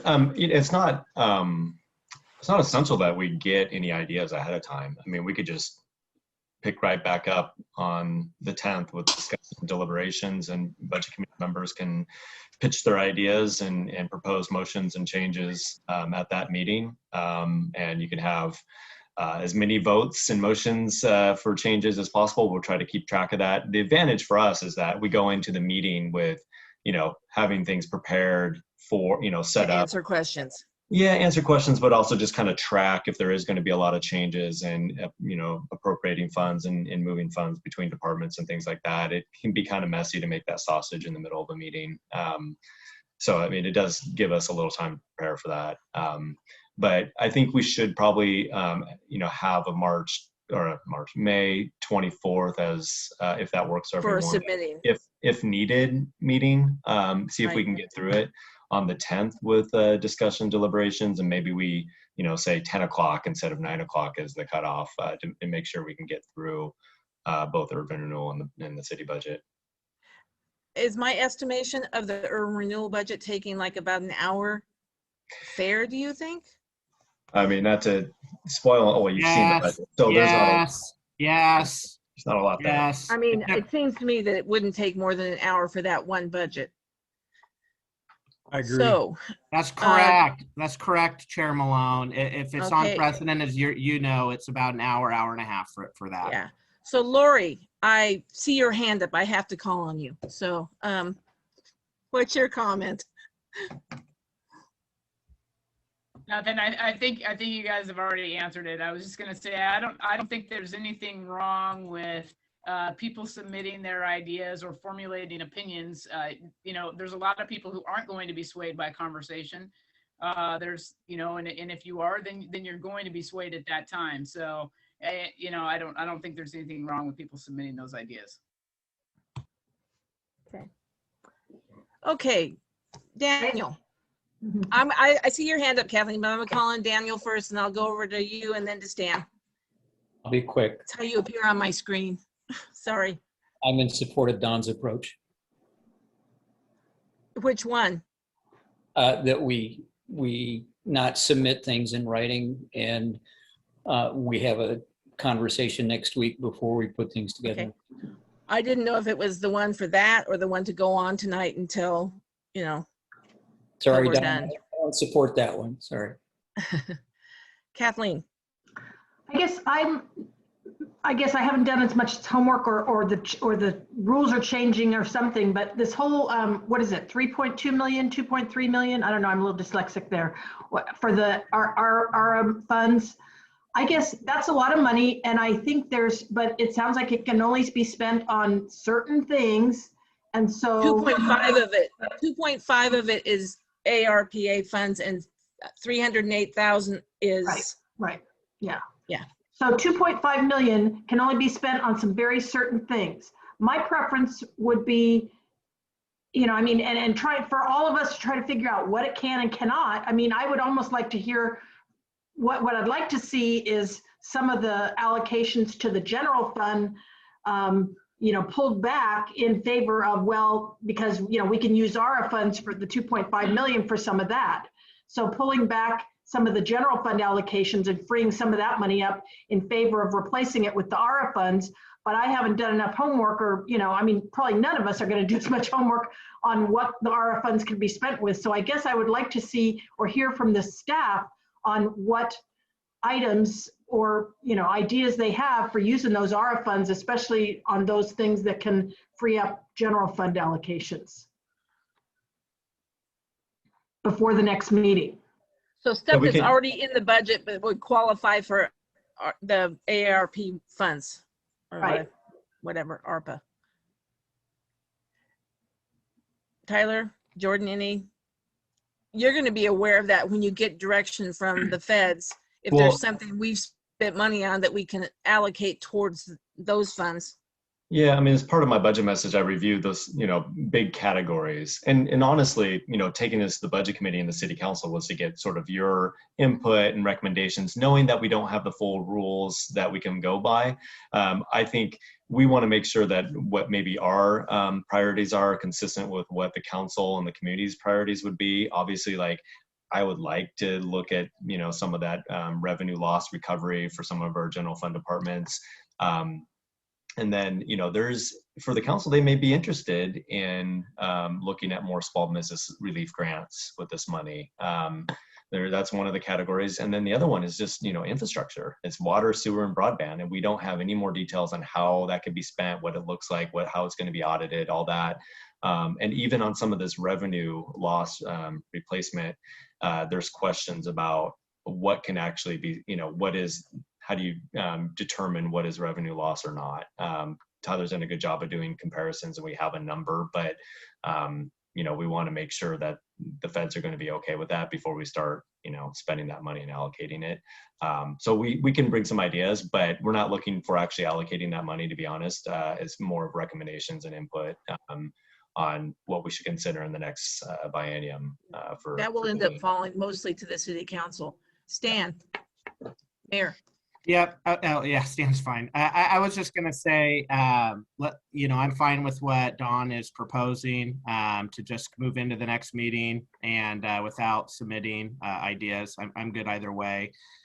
You know, 308,000 or whatever the exact number is, isn't life-changing money to spend, quite honestly, in the big scheme of things. Where this $200 million budget, certainly not enough to revitalize the pool, as I'm worried some of our community members might think it is. And so I would just suggest that we hold on to our debate until we have more time for it and we're all more fresh of mind at our next meeting without submitting anything before. Thank you. That seems to be consensus. Can I see a thumbs up that we don't submit ideas, that we go till the next meeting for that? I see majority of thumbs up. Dawn, did you have something else besides that? Yeah, if I could just leave you a thought before we go tonight, something to think about in this coming week. This last weekend in Maryland, 3 people drowned in this story. Tragic. 7-year-old's at a party and falls into a pool, can't swim, 8 foot deep. Her 44-year-old dad jumps in to save her. He can't swim either. A 17-year-old young person who can swim jumps in, but because of the thrashing and other things and the failure, you know, if you've ever been through lifeguard training, you know what happens. They all 3 drown, all because someone didn't know how to swim at the very beginning. Several years ago, or 2 or 3 years ago, we shut down the pool so that we could have these departments be whole, so that they could be intact and have the integrity and the budget status they do today. And that's great. But at what cost?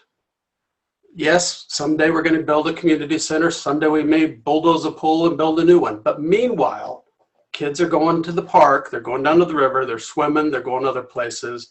They built that pool originally not for recreation, but for public safety. That was the argument that Owen Bignall went around to everybody talking about, was we have too many kids drowning in the Sandy River. We need to do something. We need to build a pool. And he got the community together and they came together to do it. I'm not comfortable waiting. I don't want somebody's death on my watch when it's preventable. Yes, I agree with the mayor. It's not going to happen for 300,000. But there are contingencies, there are other dollars, there are choices that we have made in the various departments to offer services outside of city limits or to offer them in a way that's a benefit for sure. But is it better than providing a public safety capability for young people, old people, and everyone in between to that a pool can do?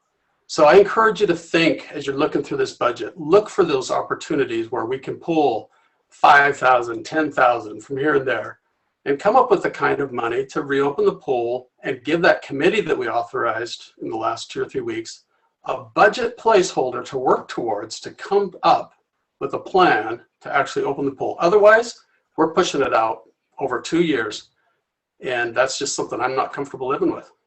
So thank you. The other thing that I think needs to be addressed in the fact that we got 28 or so comments through the portal about the pool, at least 8 to 10 of whom I counted as being non-city residents, which doesn't mean that they don't need the pool just as much as we do. But as Kathleen has said on various other budgetary items, we need to look at forming either a recreation district or a pool district, because it's not fair for the 12,000 citizens of Sandy to be building the pool for the 25,000 surrounding citizens, more than hundreds of which are county residents. We need to get some buy-in either directly from the county or through some sort of, and I'm assuming that's what this task force will come up with, is the feasibility of what kind of district we can form, what kind of community support is out there to form this district, because I do believe that Olin Bignall's mission of saving kids from drowning, both my kids went through swimming classes in elementary school at that pool. I think it's a dire need for our community to have that resource for our students, but I don't think that it is incumbent on the citizens of Sandy to provide that for the whole surrounding area. It's got to be something that's a shared burden with the county and with the surrounding tax base. We don't have to have a district to reopen the pool. Now, I'm not saying that that shouldn't be our long-term plan, but if we were talking about reopening the pool sooner, we could have a different plan, and we can make Point of order. We were going to end at 9 o'clock, and now we're off on a debate on the swimming pool. Are we closing out the meeting? Well, we're not. We're gonna. I'll entertain a motion to adjourn, and we'll pick this up next Monday at 6 o'clock. Also move. Chair, may I ask one Tyler? point of clarification? So my understanding is that we'll be receiving questions from the committee throughout the week for items, not about the 308,000, but any questions you have about the budget. Just questions about the budget. Yes, the questions that were put off tonight from all the different budgets we heard when we cut it off. You'll get questions on those, so those can be answered at the beginning of next week's meeting. We'll have public comment, we'll have the urban renewal budget, and then we'll go into discussion. So anything that's received before 5 p.m. on Thursday, we can get another memo out like we did, what was that, Friday, when we sent the memo that answered all the questions that were received. So anything by Thursday, we can do that. Anything that comes in over the weekend will have to be addressed at the meeting, just so everyone's aware of the time frame that we need to be able to articulate those answers. Tyler, can you guys resend out the direction on the ARA funds just for everybody? Because I'm still not clear on what all that can go to. Any direction you have. Sure. They don't have any yet. They haven't been given clear direction on that yet, as far as I understand. We can send you the 4 or 5 bullet points of the high level allowable expenditures that we have, but we don't have any detail. But okay, so Stan moved that we adjourn. Do I have a second? Second. Lori? Okay. All those in favor? Thumbs up. See you next Monday. Good night. And everyone, thank you. Thank you. Thank you.